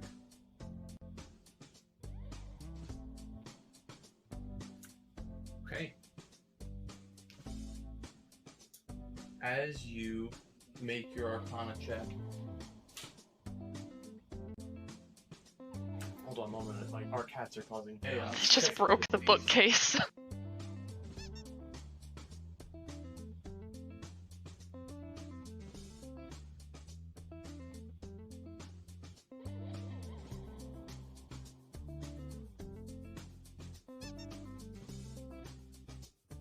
Alright.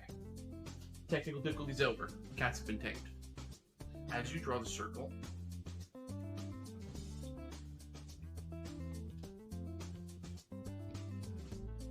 there's something cold and unnatural about it, and you push a little bit of magic into it, and you can feel the circle activate. And it begins opening something, opening a portal. And then a cold black crackle closes it. And in your head, you'll get a sharp pain and just... not here.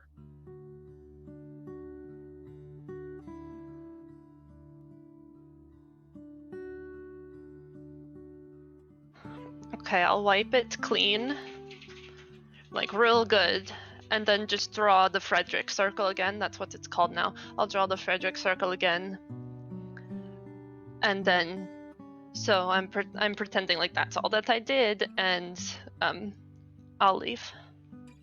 Okay.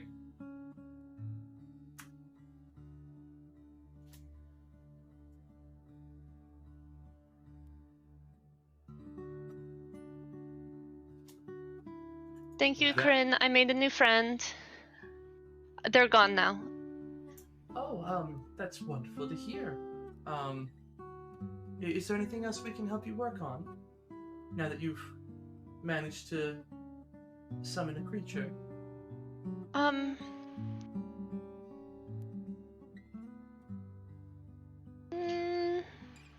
That I think I'm going to read that alteration book a bit, but I mean that's just reading it, so. All right. Well, it's still available for you. And we'll see what we can find in there, and if anything works for you. Thank you. We are over to Juju. Are you heading to supplementary magic lessons, or are we going back to the dawn of 10,000 weapon forms? Magic. Magic. So you are a denizen of the college. You know the college back and forth. You know where the directory is, so you don't have to have anybody direct you or guide you.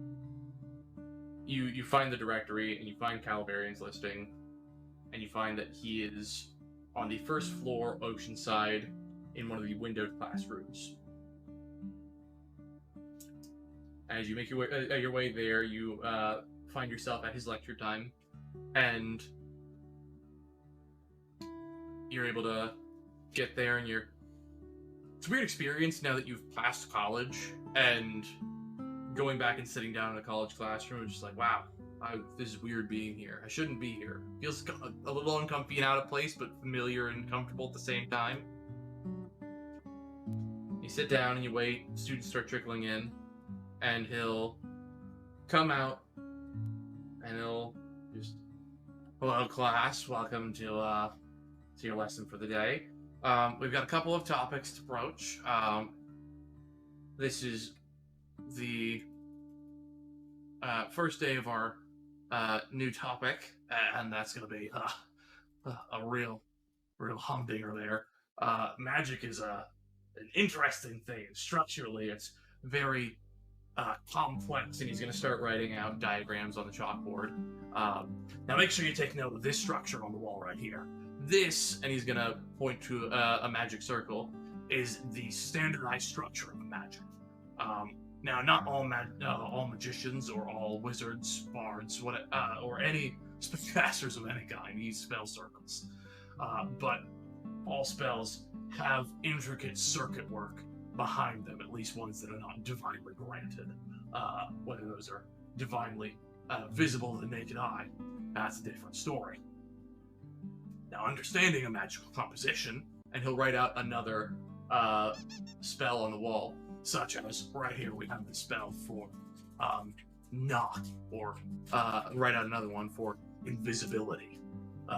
These spells in and of themselves are simple when you put it into mathematical theorem, but if you put them into practice, and he'll take up a small pointer and point it at an object next to him, and just see how invisibility on the wall, and he'll point to the object, and you'll see him cast magic, but the object doesn't become invisible.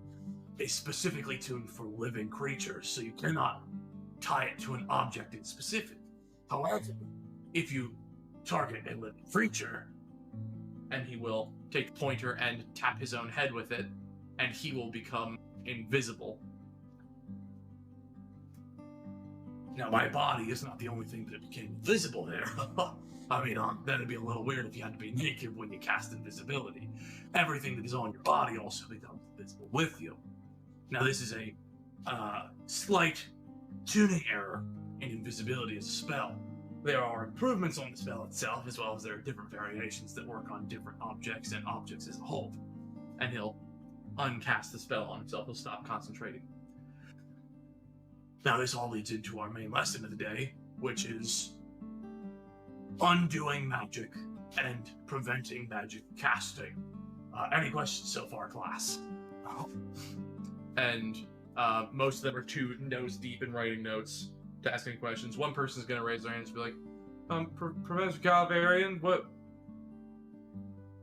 Wouldn't that be dangerous? And he's like, oh, I'm so glad you asked. Yes. The answer is yes. Depending on the circumstance, dispelling magic can be very dangerous. Take, for instance, I was recently out on an expedition on the water, and a couple of my compatriots were not able to breathe underwater. I was the only Triton in the group. And had anybody dispelled magic on any of them who were using the spell for breathing underwater, and he'll write out that formula on the wall, they would have summarily drowned in the ocean floor and been left to the watery grave below them. So to answer your question, yes. But also, thinking of it this way, magic is a wonderful tool for many things, but there could be those with malicious intentions who are more likely to do bad things with magic than good things with magic, if you know what I mean.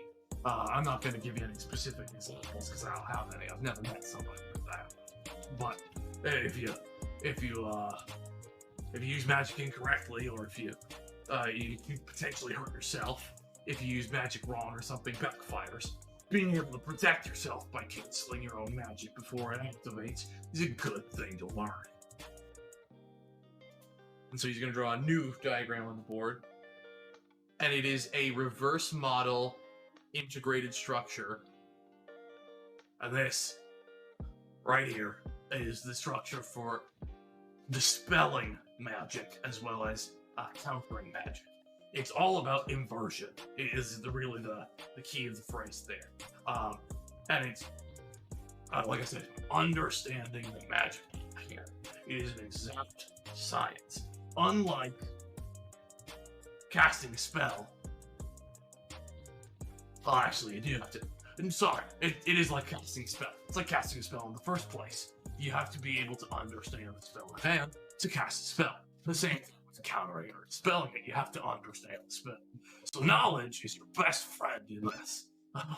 All right. So, I'm going to teach you a couple of baseline, little doodads for for this, and we're gonna practice a bit. And all of this is, luckily for this, it's all, the best word for that is, it's verbal. All of it's verbal. So all you have to do is speak and exert will upon the spell itself, and if you understand the spell, that's going to be your go point. And I'm going to use invisibility as a baseline. Is everybody taking an illusions work class? Does everybody understand invisibility? And most of the students are going to go, yes, professor, we understand invisibility. Right, so we're going to partner up into pairs, and we're gonna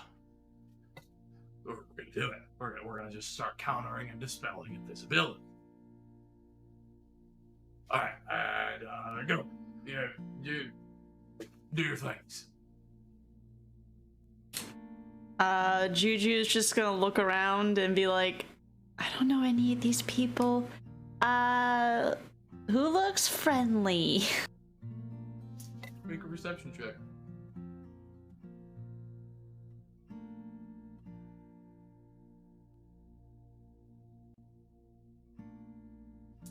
Okay. Nearby you see the smaller, more diminutive form of a halfling. You see a couple of humans. You see the larger form of a Minotaur, and you see a couple of half-elves as well. I'm gonna go up to the Minotaur. Okay. Hello, do you have a partner yet? Would you, like to partner with me? Oh, my name's Juju. Well, hi, yeah. No, I don't have a partner yet. Hi, my name's Frank.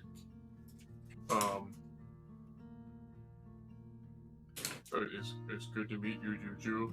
And he'll extend one giant hand at you. I will give him my tiny little hand, and I will shake. He engulfs your entire hand and most of your wrist, and lightly grips and shakes and like, If I just right, there we go. and he'll quickly bring his hand away and just, I didn't hurt your hand, did I? Nope. You do have a nice firm grasp, though, so, let's do our I best. get told that a lot. Yeah, I get told that a lot. And do you have the invisibility spell at your disposal? I do not. Okay, make one Arcana check for this whole process. The invisibility spell will be the easiest part of it.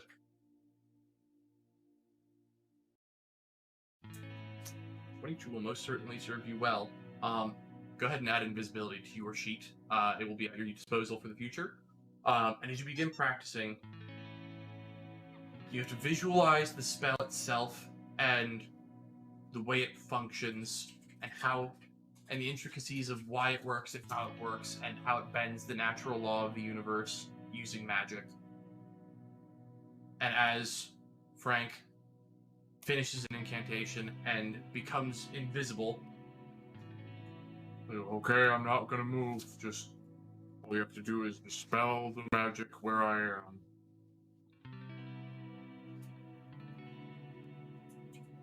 And you just have to focus in a little bit and just, okay, symbol went this way and then that way. So if I flip it and inverse it, okay. And you just kind of snap your fingers in hope, and Frank will go uninvisible the first time and just Look down. Oh, I can see my hands. his legs will still be invisible and just, I don't think it worked all the way. and I'll dispel it. Okay, you try. And you'll go invisible, and he'll be like, okay. And you'll look down, and you'll first think that you're not visible still, And then as you turn your head once, you'll see just your hair kind of flop back around you. No, I don't think I did that right. Hold on, and he'll do it again, and this time your right hand is visible as well, and just... Oh, I'm almost. very good at this. Can we start over? And you guys go back and forth like that. Him going invisible and you preventing it. You either preventing it or dispelling it after the fact. And this seminar is multiple hours of practical training until you are exhausted of all your magic capability. At the end, Calivarian will just, all right, class, we'll be back at this for the next couple of days here. This is a very important skill to have. And remember, it's all about knowing the spell. If you don't know what spell it is, if you don't understand how the spell works, then you can't stop it and you can't dispel it. So those are your three biggest things. Right. Alright, class dismissed. And look around and just go, alright, it's you, you're the lady. Hi, were you in my seminar today? Hi. Hi, I hope you're doing well. And I hope your, lady friend is also doing well. Oh yeah, she's fine. That's good. Thanks so much for the class today. Yeah, are you gonna be back for the follow-up? Yeah, of course. Oh, good. It's more fun. I'm really just going to the deep into the knowledge brain of how to do all this stuff. Yeah, it's a little difficult, but I'm excited to keep learning. Yeah, that's the whole thing. Is just keep learning. Just keep doing it. The more you do it, the more you know. It's easier it gets, and the better you are at it. Yeah. Practice makes perfect. I mean, also study makes perfect too. If you don't know, like I said, if you don't know spells, you can't spell. Like, do you know how to cast? Let's just go with a low ball here. Do you know the mirror image spell?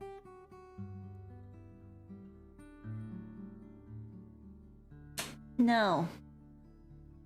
How about detect thoughts? Can you detect thoughts? No, I'm not really good at that. Okay, what do you learn? What did your other teachers teach you here?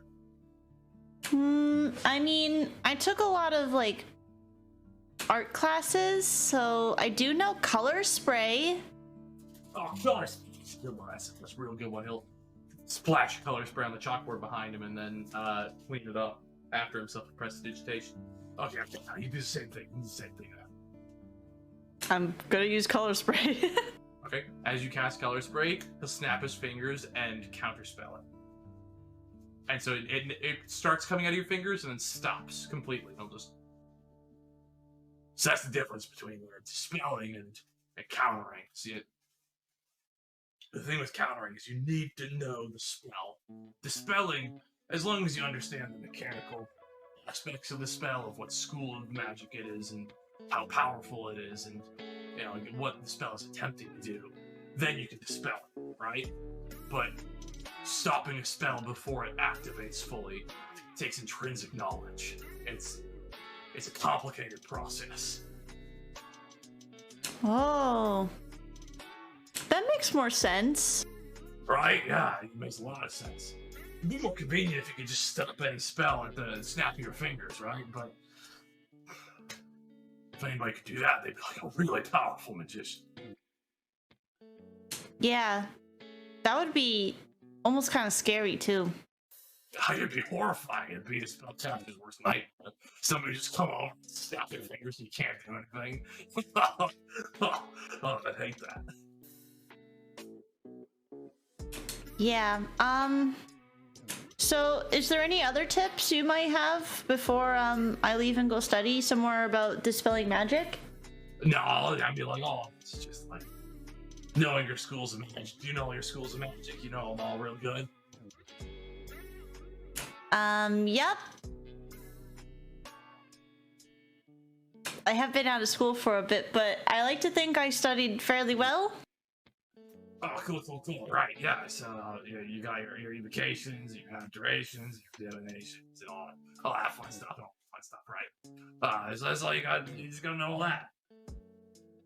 For dispelling magic, because that's the easy part. You just gotta know it is strong magic, it is weak magic. That's all based on personal. I mean, you know how you are casting magic. Somebody on their first day would think any magic's strong magic. So you get to your point, and you're like, oh, well, color spray's not that strong a spell. It's just kind of there. But, like, invisibility's a little bit better, and, I don't know, something like, what other spells aren't there? Huh. There's, Clairvoyance. Clairvoyance is a good one. That's a stronger spell. I don't think I've even heard of that one. Oh, you haven't? That's a whole... And he's going to start going on a rant about the Clairvoyance spell. So now you'll understand, I'll say, the concept of the Clairvoyance spell, but that would take a lot more additional learning. For the purposes of your training there, you have the Invisibility spell that you're able to cast. Counterspell you're working on, and it's not a perfected art. And the way we are changing Counterspell is you have to know the spell that you're countering. If it's not on your spell sheet, you can't counterspell it. Okay. Counterspell is broken. And as a party of all spellcasters, if that's not how it worked, I would make your life hell. Run train on us. Don't be a coward. Just do it. I'm here for the pain. Give it to me. Oh, the pain will come later, but it will be emotional pain. Counter harder, daddy.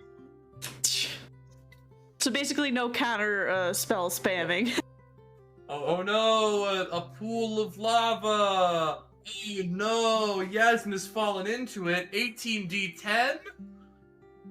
I mean, that's how it be sometimes. Sometimes you just get an aneurysm and you just fucking die. And the final word off your lips would be daddy. Yeah, it'd be super embarrassing.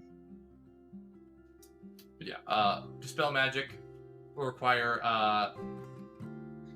we'll go into that, but you have a understanding of Dispel Magic and Counterspell. They might not always work, but you understand the spells, you're able to use Invisibility whenever you want, and you are able to use spell slots on two spells. Okie dokes. Alright. We're going to flash back to the final magic training for Farwin. As you've been working on the Sizz spell, you've finally been able to destroy that largest rock. Sweet. And you've been working on Misty Step is stupid. Yeah, it is. I can't just and go somewhere else. Make an Arcana check for me. Sure. This is manipulating a different aspect of the element of lightning. Kind of focusing in on it and wanting to get into another place very quickly. Lightning's pretty fast. So what if you just... You think about it for a moment and just... If I just put lightning over my whole body for a brief moment and just pushed it out of my feet when I moved? And you try it the first time, and the magic backfires a little bit, and you're going to take 12 lightning damage. Ouch. As you push it through your body wrong, and it zaps your organs around a little bit. It's like, and you just kind of have to stumble for a second and stop. And breathe. And once you get your system back in place, you slow down, and you go through the motions of properly flowing the magic, forcing it over your body, and you take it slow, and you get a cloak of lightning around you, and you're able to not shock yourself. You do that for about a day. Okay. Just figuring out how to not shock yourself.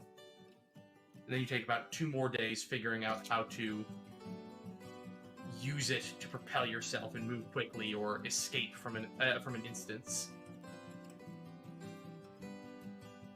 And as you do, ever so slowly, and finally, you start being able to grasp how to do it. And then you'll be looking at one spot, and you'll just force the magic through in a jolt of lightning, and you'll be in that spot. Sick. For the mechanics of this is Misty Step, but for flavor, you are doing a lightning shift, is what we'll call it. Sweet. Where you are just coursing so much electricity through your body that you are able to speed yourself up, and for the purposes of the discorporation factor, we'll just wave that off as theater of the mind.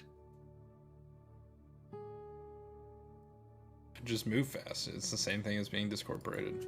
Just move real fast. You're the Flash. Vibrate. Just vibrate.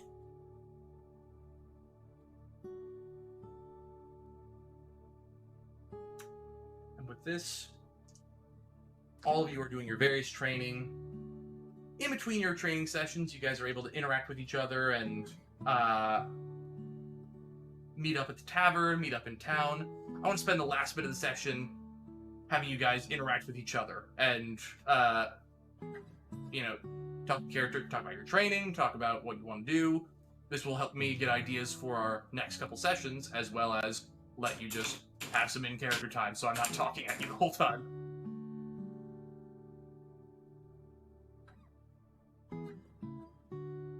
You guys, I made a new friend.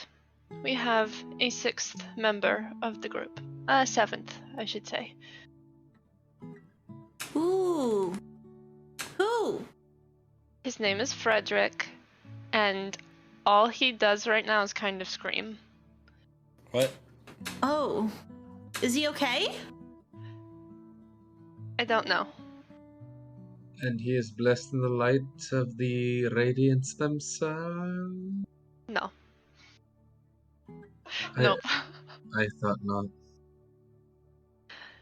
He came out of a dark corner, and now I can ask him to come fight with us sometimes. Oh, that sounds cool and a little scary, but cool. Yeah, yeah, he's a little, he's a little weird, but his name's Frederick, so be nice to him when he comes around. And eats our souls. No, he has to listen to what I tell him to do. So, unless I want to eat your soul, we're good. Do you want to?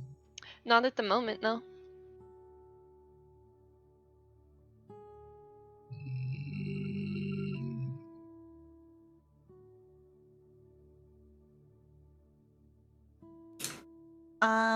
So I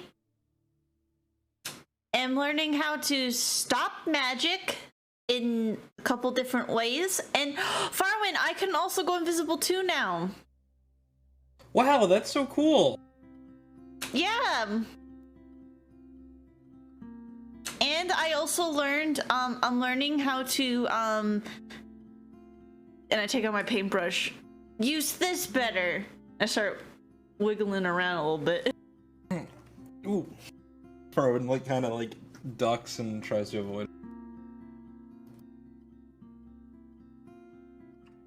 I think that one was harder to do. It was so tiring. I still have bruises. I show my arms. Was somebody mean to you? No, I was just in the training ground area, and I had to fight this thing that I wasn't sure if it was alive or not, honestly. Jasnah, what have you been doing?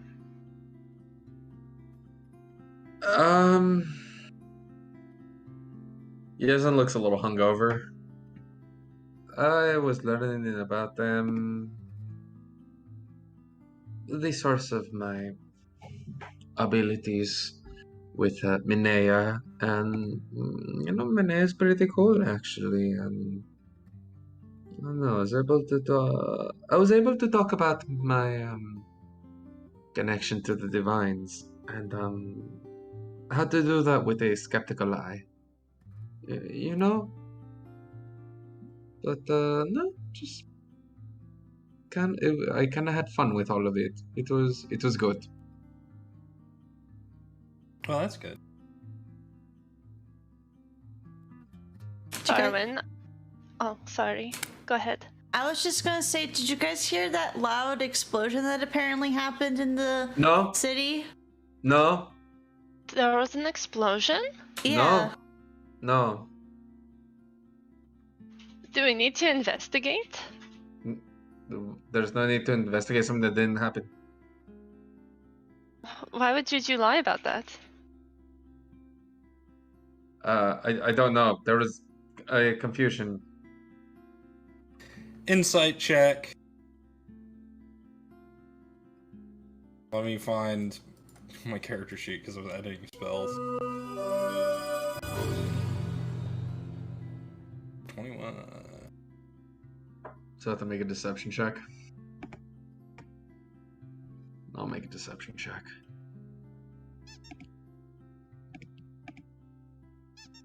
Ugh.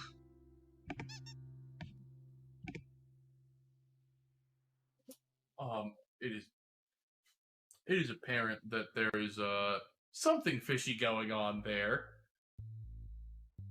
There are no whole truths coming out of the mouth of Jasnah at the moment. Jasnah, why are you acting so weird? Why are you acting so weird? No, I feel like I'm acting pretty normally. Aren't I? Yeah. What did I do?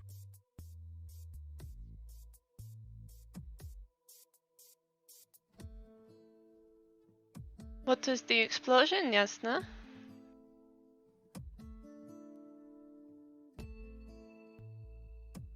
Jasnah pulls another wine bottle out of her bag, smashes it on the floor, and runs away.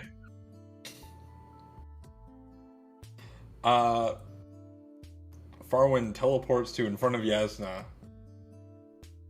with lightning step. So, for Jasnah, your point of view on this, as you begin running away and you turn your back on everybody, you blink once and you see a spark of lightning trailing off of Farwind's body as he's appeared in front of you in that blink of your eye. Mm-hmm. Jasnah, where are you going? Oh, little boy. Misty step. I follow. Do you know where I went? Good question, actually. Perception check! Stealth check! You got it. 13, not great.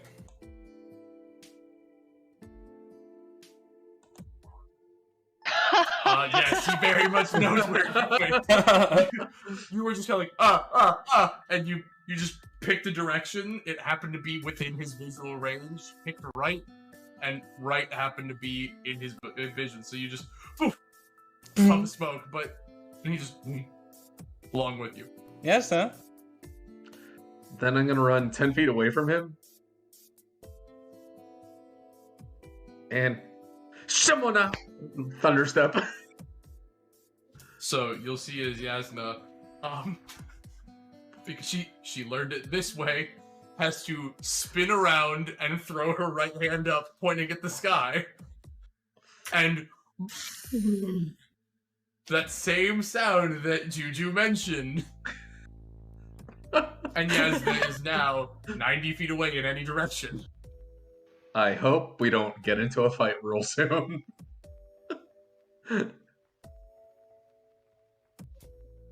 Clink, clink, clink, clink. What was that? We're just having a good time. Nobody's injured. Nothing's fallen, nothing's destroyed. This wine bottle fell down. That couldn't have made that large of a sound. What made that sound? Does anybody know what made that sound? I didn't hear anything.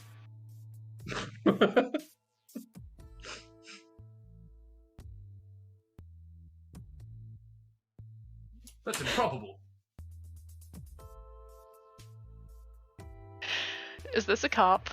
This is a town guard, yes. Gaslight cops. Don't talk to the cops. Don't ever talk to the cops. Life lessons. Lol, you're up. No, we're fine.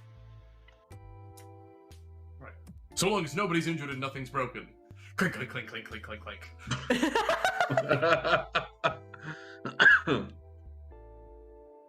Farwin, that was so cool, that thing that you did. Thanks, I was just trying to keep up with Jasnah. She's just drinking in a bar now.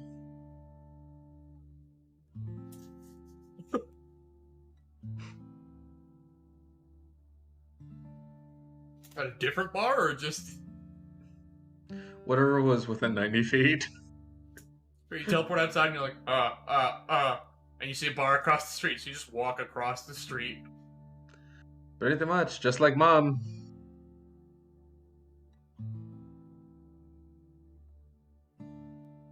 So Jasnah has now entered the other bar. I'd ask if we should worry about her. Should we worry about her? Not in this moment, but in like a general sense.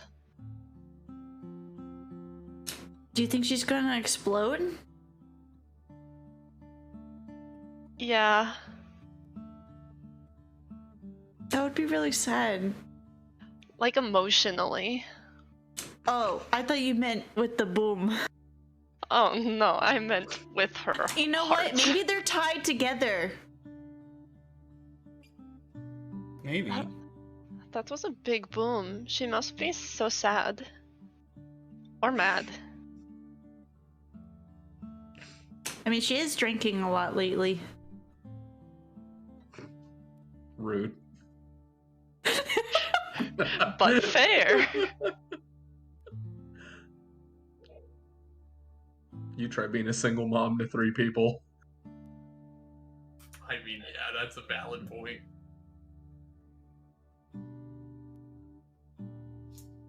And for posterity's sake, the bar you walk in is called the Hangry Whore, spelled H-O-U-R-E. Oh, yeah. They have various drinks. They are cheap. They are mildly disgusting. They have all varieties of food, hot and otherwise.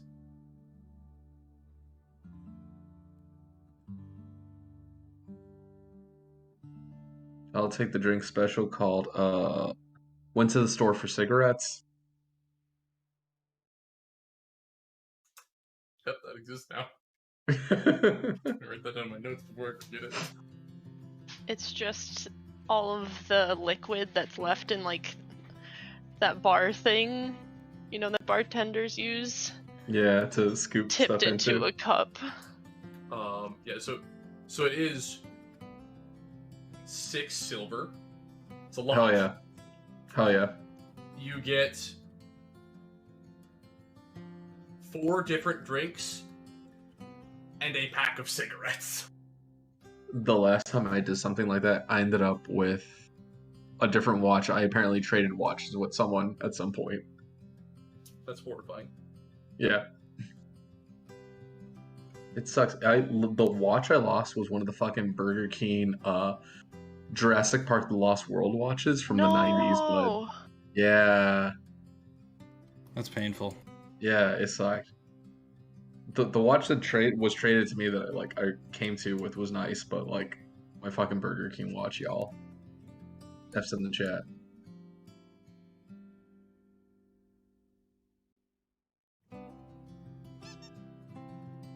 Good. Good. Good. Alright, now that that's in my notes,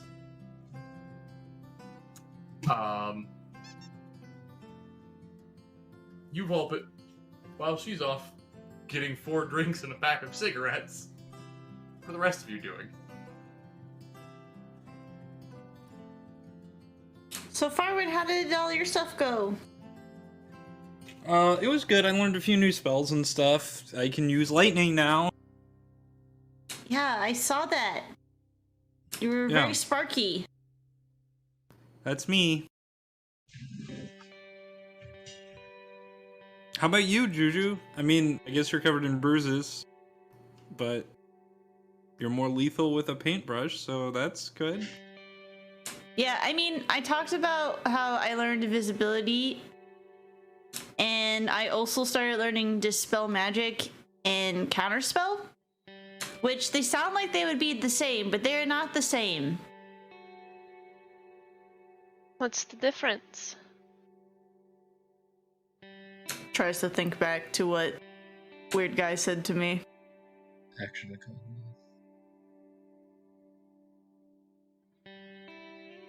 One has to be when I know the spell, and the other one basically has to be while the spell is already kind of like in action.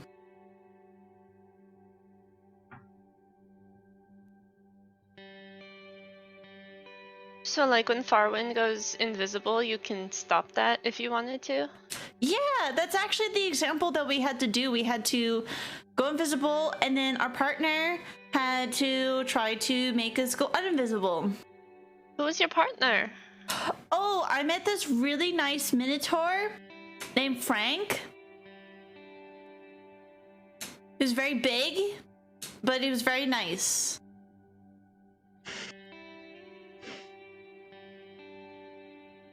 We should make pink cloaks for all of the friends that we meet. Ooh, or like little like friendship bracelets that are pink. Yes! It's little trinkets like you have met us. You're welcome. Oh my gosh. That's such a good idea. Oh my gosh. I want to give one to Frederick. I'm going to start making a friendship bracelet for Frederick. Okay. What are you making this friendship bracelet out of? I'll go buy some like really sturdy yarn and just like braid it, you know, like I don't know what those bracelets in real life are called, but you know, it's cute and it's pink. Ooh, could we also buy a bag of bells and put little jingle bells on them? Yes. Okay. Altogether, this will probably cost about 3 silver. I will happily pay that.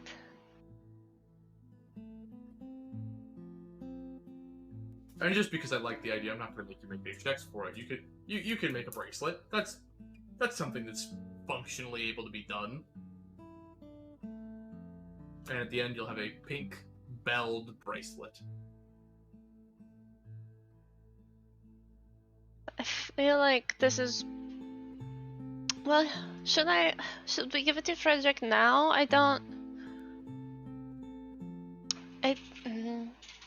No, we'll do it later. Plus, you need a dark corner or something, right? No, that's just where he came from. Oh. He kind of like crawled out of it. Oh. Spooky. Should we go get Jasnah? See what she's up to? Yeah, hopefully she won't run away. I mean, I know we kind of get our magic from the same sources, so if hers works anything like mine, she can't do any more spells. And she's not that fast. Feel attacked. Good. Okay. If you guys are looking for Jasnah, I'd like you to make an investigation check collectively. This is either all of you individually or one of you at advantage. I have plus 11 to investigation. Jesus Christ, you're level 5. Yeah. So, Vesper with advantage. I feel like they'd all get advantage just because she has the shoes. Yeah, but I'm bad at investigation. Okay, so you go outside and around. There are a couple of slightly deeper boot imprints that look like a landing point. And then some deeper but not quite as deep boot prints leading across the street over to a building labeled the Hangry Four. That makes sense. She's in there. You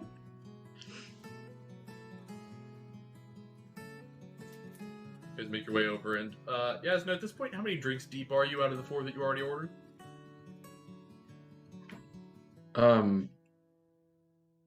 don't understand. I'm already on the second round of 4. So another 6 silver. Yes. And another pack of cigarettes is in front of you. Yep. So I'm on the first one of the second round of 4. Yep, 5th drink.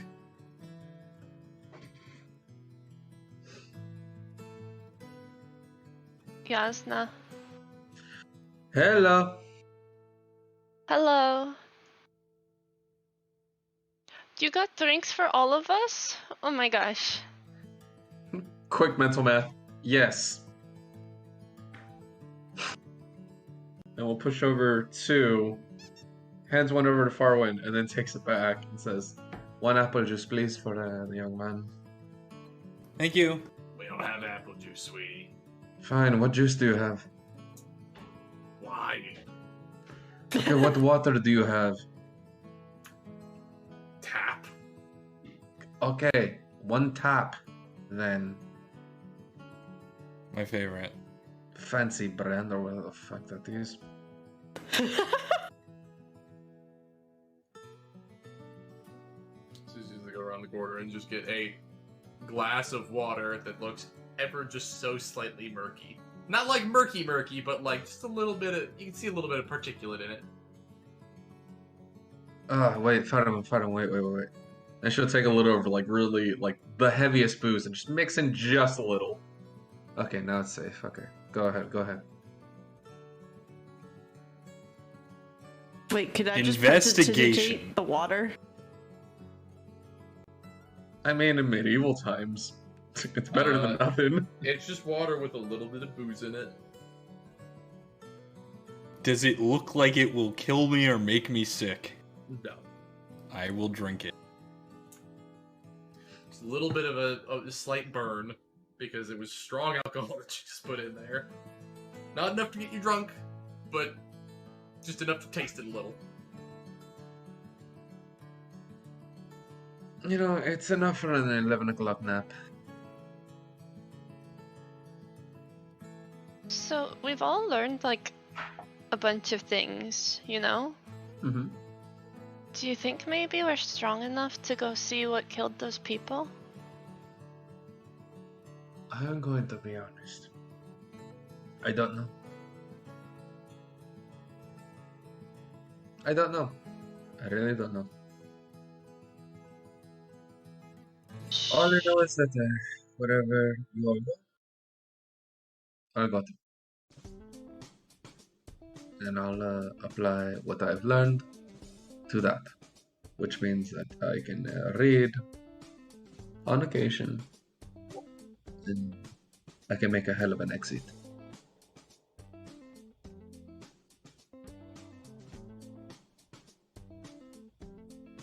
What do you think, Farwin? About what? Do you think we should try again and see what was hurting those people?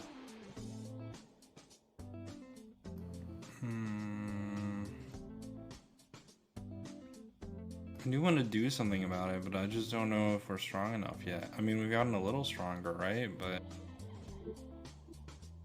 yeah, I don't know. Have you had any other visions or dreams about the situation? No, I haven't. Maybe we should. Maybe we should ask and see if anybody else has gotten hurt. I haven't listened to the criers maybe in the last few weeks.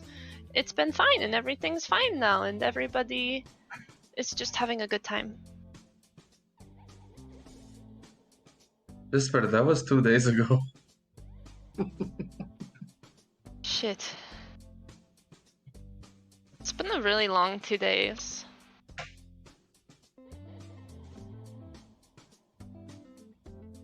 I mean, fair, when you're the one that saw my head snap off, how do you feel about all this? Like I said, I mean, I want to do something about it, but I think the most important thing is we get stronger first. I don't know, whatever that was, it just seems like it's too powerful for us.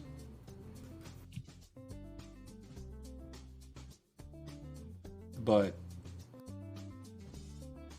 I mean, it's something I want to deal with. And so many people have died for no reason.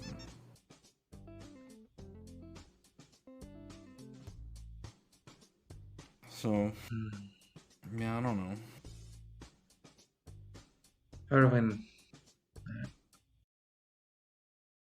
not to sound too calculating, but a lot of people die for many reasons. And my main concern right now is that you, and you, and you, I say looking at the other two, are okay. So if that means maybe putting this by the wayside for now, then that's okay. And I don't think there's any shame in that.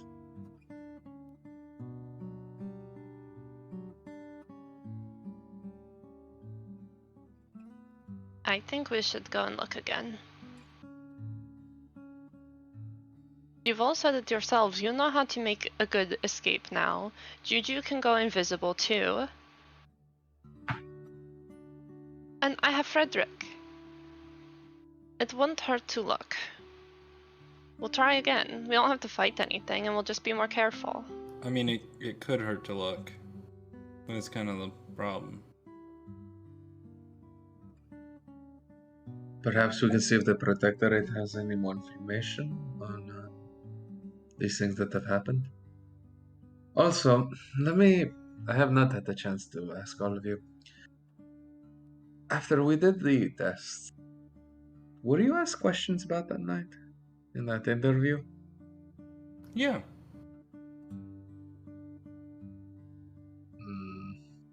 I honestly don't remember what they asked me questions about. That was like 12 years ago or something. They asked me questions about that night. Just a little bit. Not explicitly, but enough that they suspected some action on our part.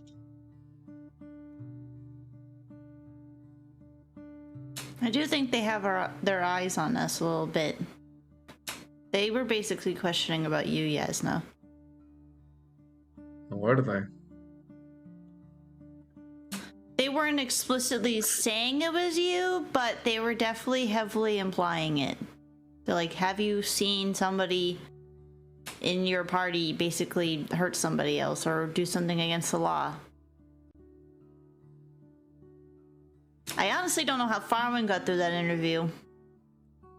Oh, I just told the truth.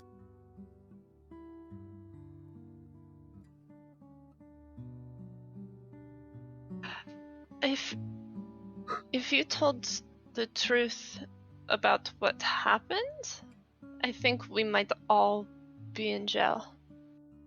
I don't think so, because I did tell the truth and we're not in jail. This is just my thought and opinion on my second drink. Perhaps let's lay low, just for a little bit. We can still work. We can still solve mysteries for the bureaucratic machine known as the Protectorate. But we don't expose ourselves. It's just a thought. Do you think there's another dog that needs to be found?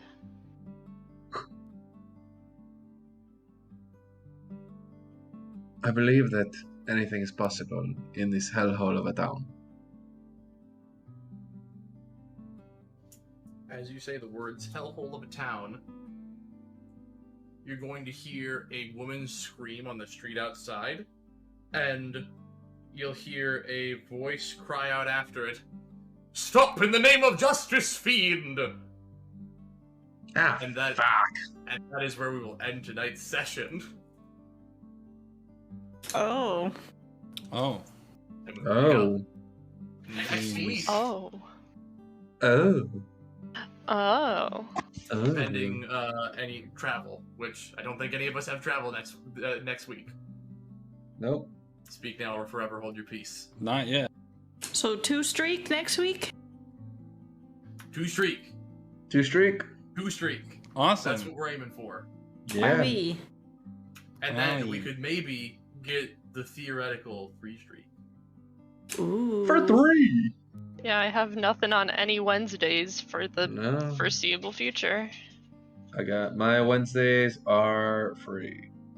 Somebody watches this show. And their name is Stanley Gregg. Wow. Goodbye, Stanley Gregg. Have a good Goodbye, night. Stanley. Goodbye, Stan. If It's so somebody weird. named specifically Stanley Gregg ever Goodbye. watches this, See you next they're gonna week, be- Stanley. they're gonna be freaked out. Because Stanley I don't know Gregg. anybody named that. Stanley Gregg is such a strange pseudonym for Ebony. You know? Ebony. Ebony.